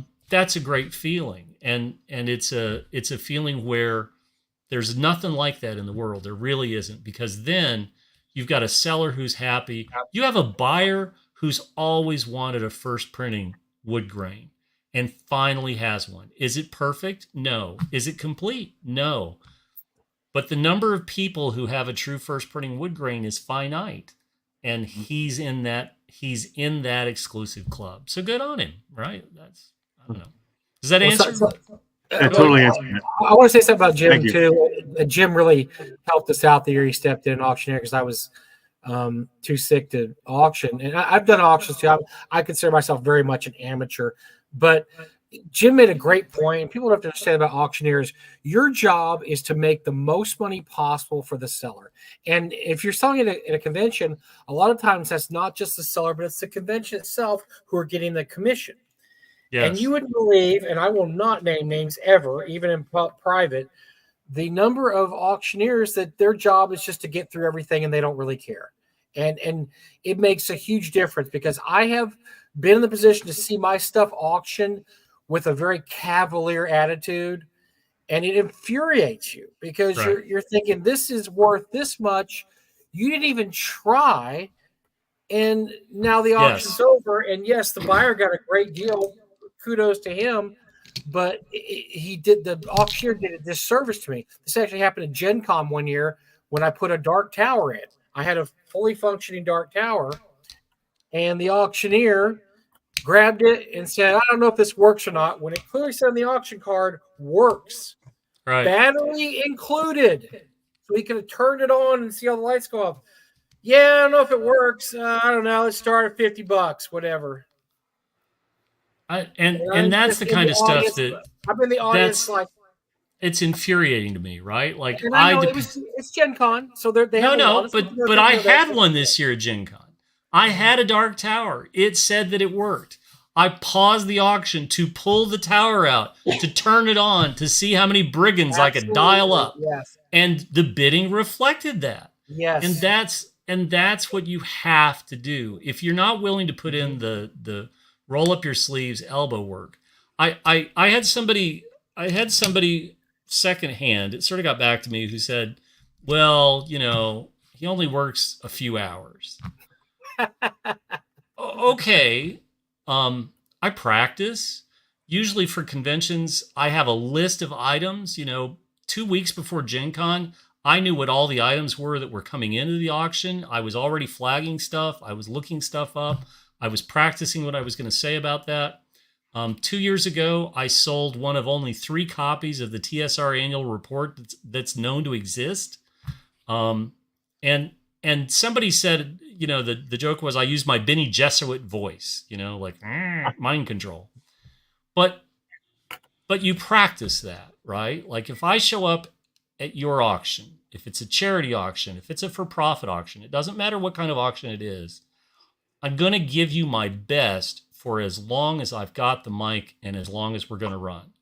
And the energy level that I hope I bring, and I'm exactly who you see on stage. I'm not going to be any different. We're talking about me a little more than I really like, but I'm somewhat crass.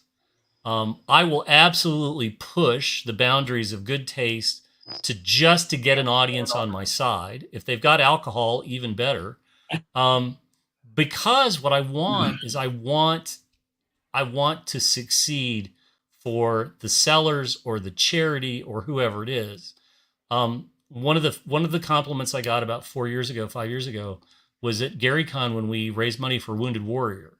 And I had talked to them and I said, you guys have got to be committed. Like we did Wounded Warrior 2 years in a row. And the first year we blew their socks off, and it was only 2 women who had driven up from Chicago and had no idea what was going on. And I said to them, you paid for the whole seat. You're only going to use the edge. Like, we're going to go. And it's going to be 3 hours, and you've never seen anything like this. And they were like, uh-huh. And at the end of it, they were bouncing. And they were like, oh my God, we've never seen anything like this. And they talked to Luke, and he agreed to have him back for the next year. And Wounded Warrior sent a team from the organization in Florida to try to capture some of that energy. But best of all is they actually had a Wounded Warrior, a vet who came to speak that year. And he flew an overnight. He flew a red eye from California because he had been Gary Sinise's house the night before for a fundraiser at Sinise's house with all these people he invited. And we beat their amount. We beat the Hollywood fundraiser amount by 20 grand. Wow. Or 15 grand. Sorry, it's 15 grand. And he said, I just can't believe this. And so we talk about this. I would say if you haven't been to the auction at North Texas, if you haven't been to the auction at Game Hall, if you haven't been to GaryCon, if you haven't been to Gen Con, we try to make it something that you don't want to miss. Yep. You don't want to have a game while the auction's on because you want to be there. You want to see us make history. You want to be a part of the fun. You want to be a part of the frolic. You want to be a part of the bad jokes, and I have many. But we want you there because the energy from that if it's a charity auction or if it benefits the con, you get to feel great about this stuff, right? I'm going to give you a nickname. You know, if you do something dumb or you just stand out, I'm going to give you a nickname and it's going to stick and we're going to refer to you as that for the rest of your life. But this kind of stuff just, I've been very fortunate. I've gotten to do charity events online. I've gotten to do charity auctions for folks online with health issues. Aaron Coleman. Yep. That was tough. That was really, really tough. But in the end, it made a difference in Aaron's son's life. And that's the stuff. That's the reason you do this stuff. And so I'll do this as long as I can. But I've told everybody, I'll tell everybody watching this now, you know, there's a point where I'll get to, you can stay at a podium too long. You can stay too long in the job that you love. And when I get to a point where I walk off the stage and somebody needs to say,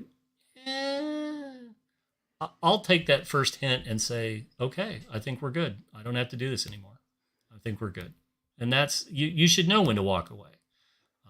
You know, too often you can stay at something and I knew to walk away when Jim took over my position and kicked ass. I'm like, yeah, why am I doing this? Jim, just well, and truthfully, like I got to do auction something at the midnight auction this year in Texas, and I'll never live that one down. No. Gary's portrait, yeah, that was a seminal once in a lifetime event.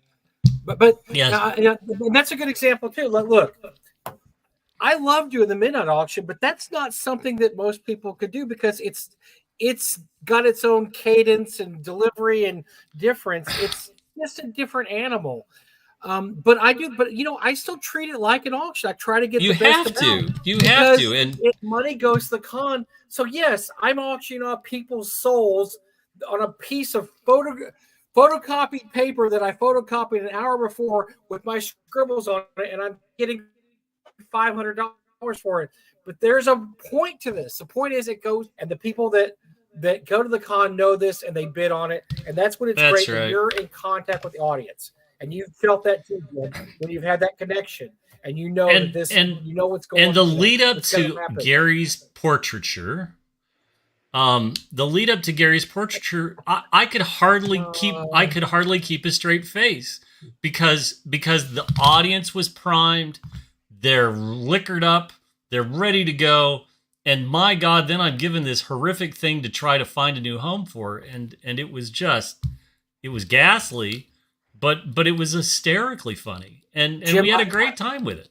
Jim, I still see those eyes in my sleep sometimes. When I try to sleep, I see the eyes on that portrait. There's an old... you didn't see the portrait. You missed it. It was... haunting's a good word for it. Haunting. There was a Tom Baker Doctor Who episode arc called The Talons of Wing Chiang, right? And it's got Leela and they're dropped in Victoria in England, and it turns out that the bad guy is from the far future and he's come back through time, but the time travel back has ruined his body. But his assistant is this homunculus pig creature from the far future. And truthfully, I believe it was the basis for the portrait of Gary, and I feel bad about that. I genuinely feel bad about that because I feel like we need to take a picture. We need to take a photograph of that painting and a picture of Mr. Sin from the Talons of Win Chiang. And these are twins separated at birth and not in a complimentary way.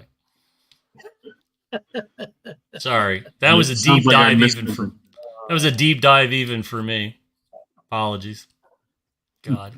So I think one of the things that's really interesting to me this week is I'm going to transition to the new player's handbook being out. And I think that we're at a very watershed moment. If you look, interestingly enough, Amazon did not deep discount it. Like if you go on Amazon right now, that new player's handbook does not have a crazy discount attached to it. They hinted that Watsy was hinting that there weren't going to be deep discounts this time. Sure, and that's great, but I think that's going to have, a lot of people went to Amazon because they knew they were going to get it at a pretty stiff discount, and I think that's going to be real interesting to see if this bears through. Because interestingly, when you look at their Watsy page, when you look at the Dungeons and Dragons page, and you start scrolling down, you start seeing where some of the more recent releases are 50+% off because they're not moving. And I'm willing to bet. Yes, I think as soon as we get to, I think when we get to fourth quarter, and we start getting to Black Friday, if you haven't bought your player's handbook and you haven't ordered your DM's guide, I think your time will be coming at some point. Because if money's tight, I think you could wait, and I think the deals will be there because I just don't see it. I just don't see it flying at this point. I just don't. And I wish them luck. Oh yeah, But let's take a quick peek at it. Yes. $49.99 for the list price, on sale for $47.73. 5% off. Wow. Yeah. But the Dungeons and Dragons Lore and Legends, a visual celebration from October of 2023, discounted nearly 50%. That's right. And the visual celebration, look at that. Yeah. Although they raised the price on the 2014 players. No, it's the old. That's right. Wait, hold on a second. There's two. No, it's the old one. Yeah, it's the old one. Yeah, it's the old one. Yeah, they raised the price on the old one. Yeah, but keep going and take a look. Keep scrolling down. Lore and Legends almost half price. Flavors of the Multiverse, deep discounted. If you look particularly at the more recent, the sort of revisitation books, you're now wandering way off the off the path there, buddy. Yeah. So you're off the garden path into the brambles, but this stuff, people are price sensitive. I think this is a year people are price sensitive, and I think Amazon decided. I don't know if Wizards pressured Amazon. I don't know what, but the deep discounts, the pre-order discounts weren't there. Okay, sure enough, I don't have to order this. I can go to the library and check a copy out if I want to read it. I can go to Barnes and Noble and thumb through it on a Sunday with my dog. I do whatever. So we'll see. I think it's going to be very interesting. I got my 2014. Do I really need 2024 at that point? That I don't think anybody's ever discussed. Second edition really benefited from a Random House launch that was well organized and well executed. I talk about ephemera posters, TSR ephemera posters. And one of the things that's not particularly valuable are the player's handbook posters from the launch of second edition, because they made a jillion of them, right? And there are a jillion of them out there. And so want to watch up on eBay, and I get my notification first thing in the morning that there's a new listing for a TSR poster. And if I see one of the second edition posters, crap, I think I've got like 2 or 3 of them. I'm trying to get a nice one. Mm-hmm. And I would be curious to know, like when second edition came out, like I remember not buying a player's handbook right off. I don't think I ever even owned a DM's guide until I bought one used. Like I had all this investiture in the copies of the player's handbook DM's guide first edition. I didn't really feel compelled to jump to second edition. Player's handbook was first out of the gate. But I would be really curious to see what kind of sales. I'm sure Random House was happy with the sales numbers, but I would love to have some sense of adoption rate from D&D players when it came out versus total copies of Holmes box set, wood grain white box, BECMI. It came out fairly. How quickly did it come out, Mike? After BECMI, BECMI started in 80, 81, or 82. Which was it? I think the later date, but I'm not. Yeah, 82. BECMI publishes in 82. Second edition comes out post takeover 86. No. Forgotten Realms came out in 87, but second edition didn't come out until 1990. Or That's 1989, right. 1990. People don't realize that. A lot of the early Forgotten Realms stuff is actually first edition. People don't realize that. Yes. But it is. Yes. That first gray box set was just a home run. Yeah. An absolute home run. Oh, that was actually, I remember second edition was very popular when it came out. I remember at the time going to, I used to hang out at bookstores. It was very popular in 1989, 90, 91, that era. It was very, until the Splat books hit. But then, before that, it was you couldn't find anybody playing first edition anymore. It's the same thing happened with third edition. When third edition came out, you couldn't find anybody not playing third edition. That's the way that things seem to go in the except for fourth edition. When fourth edition came out, nobody played fourth edition. Yeah, and I think that's natural. Yeah, I think that's natural. I'm sure that people will move to it, but how many years? It's been 10 years of fifth edition. Okay, how quickly are they going to jump back into another version of D&D? I remember my old gaming group back in Kentucky. The guys I knew, they were so slow to move past. They embraced Pathfinder a while. They got tired of Pathfinder. They jumped to fifth edition. How quickly are they going to jump over to whatever we're calling this new version? I don't know. I think roll the bones. We'll see what happens. Isn't the same concept of music? Whatever music you grew up with and had in high school, they figured that's what you think the best era of music is, right? So well, and that goes along with what we found out at Workshop, right? What we used to see at Workshop. So edition loyalty really comes back down to what were you playing when you had the least responsibilities in your lifetime. Mm-hmm. You didn't have a job, you didn't have a mortgage, you didn't have kids, you didn't have a spouse. Anything you had money for, you could spend on whatever you wanted. And that's that sort of halcyon, dreamlike period of your life. And that's why so many of us are latched onto the Holmes box set, BECMI, Gamma World First Edition, all that stuff, right? That's pretty easy. I used to really enjoy getting an earful from guys when second edition 40K came out or third edition came out. You'd have the grognards that are like, first edition 40K was perfect. I'd be like, you're high, because you've obviously never played the guy who min-maxed an army on hoverboards with vortex grenades. Or they would you would hate first edition. And people would say, well, and I'd say, the goal is for each edition of the game to be a better version than what came before it, and to make a wider appeal to people. And if you don't like that, if you don't like that understanding of how this stuff works, I don't know what to tell you. But I can tell you, they'd be like, you guys never play test. And I'd be like, third edition 40K was the most play tested thing that Games Workshop ever brought out. And it was the predecessor before that was fifth edition Warhammer, where they absolutely play tested the crap out of it because everybody in the studio loved Warhammer. And so I know better, but I hear the complaints, and Ty is high as a kite. I'm glad that he's drinking, but he's clearly drinking Mad Dog 2020.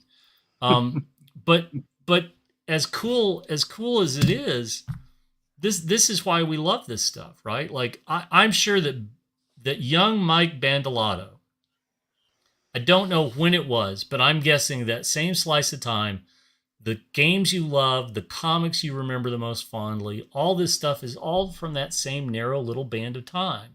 It's the same for Tom. Yeah. It's the same for Eric. It's the same for me. And that's why I try every couple of years to go back and reread Julian May's Saga of Peliasine Exile, because I spent a few years cutting grass and buying those hardcovers so that I could have them for my library. Finally got them all autographed by Julian May in Seattle back in 2000. And it was like, I couldn't have been happier. There are other great fantasy series that have come along since, right? But we associate things with times in our life, right? I can remember Tad Williams' Memory, Sorrow, and Thorn trilogy. The Dragonbone Chair, Green Angel Tower, etc. I remember those very fondly, but they're also tinged with the relationship that I was in that eventually went sour and blew up.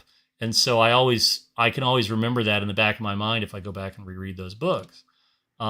There's certain music. I was talking about a CD today at the record store, and I said, I didn't love this album when it first came out. A couple of years later, I fell in love with that album, and it's still in my top 5 of all time, because I remember that's the CD I played almost every night when I first moved to Toronto. We all have that stuff. We all have those triggers. We all have those evocative triggers. Smell. A strawberry cake. A strawberry cake makes me think about the birthday cakes my grandmother used to make for my birthday. And is strawberry cake a real cake? I don't know. According to some people, no. It's not a real birthday cake. I don't give a shit. Right? A strawberry cake makes me think about some of the best birthdays of my life before all the other stuff comes piling down on top of you. Right. And that's okay. Nostalgia is a great drug to take an occasional hit from, but you can't let nostalgia run you.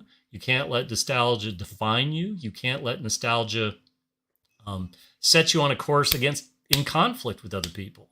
It's okay to appreciate these. We talked about this earlier. It's okay to say that game's not for me, but that doesn't give you the right to just whip it out and pee all over it because somebody else likes it. I find that kind of behavior is just reprehensible, and we need to move past that. Right. The worst part about the internet is it takes away all the social camaraderie that we build. What I love about this show is if you come in any Wednesday night, there's the regulars in the chat, there's our ever revolving cast of characters, but like I can drink a beer with Tom at North Texas this year, and we can talk about BX. And I have never heard who the artist was that grabbed those B3s, but I have a guess, and I'd be interested to know if my guess is right. But I love that you got the box, right? I think that's amazing that you got the box. Like that is a trophy. You know, we talked one night, I have a box from the Dungeon Hobby Shop with a customs certificate from where it was mailed to Toronto, and it's filled out by Ernie. Like that's just a cool piece of interesting ephemera. Right. But I am not going to be like, damn that Tom, he has a true B3 that I wish I had and I don't have, and screw him because I don't understand those kinds of people. I just don't. And they're toxic, and they'll always be toxic, and they're a part of the hobby that we don't need. And frankly, the sooner we move away from them, the better off we are. So. No, that's Agreed. those are words of wisdom to end the show on. I don't think I'm well, not sure I'm wise, but well, listen, it's the wise is certainly not me or Mike, maybe Tom, but Tom became a volunteer firefighter in his 50s. So I would say wisdom left him a long time ago. I have a neighbor. My next door neighbor is a volunteer firefighter, and so he had a widowmaker heart attack on a boarding ramp going into an airplane, and a nurse who was two people in front of him saved his life. Right? They got the AED off the airplane. He saved his life. He's back, working as a volunteer firefighter. He's been through all the training and so on. I have said this before. I have tried to raise a son that hopefully runs towards danger to help instead of away from danger because they're scared. And it's a different breed. And so hats off to you, Tom. That's great. That's just great. Yep. Well, I bust on Tom because he did it. I retired from my job in law enforcement. He decides, firefighting is what I want to do. I need more risk and challenge. Yeah. Well, again, like I said before, I'm in a rural part of Connecticut. There's not a lot of people who are willing to take that risk. You got more weekenders and people that want to be bystanders and watch the house burn. And we need people. And, you can't rely on 20-somethings all the time. Sometimes it's the older guys that got to grab the hose and go. So, right. You do what you can for your community, and this is my way to give back. I've been blessed in many ways throughout my life, and this is my way to give a little bit back to the community. Good on you, Tom.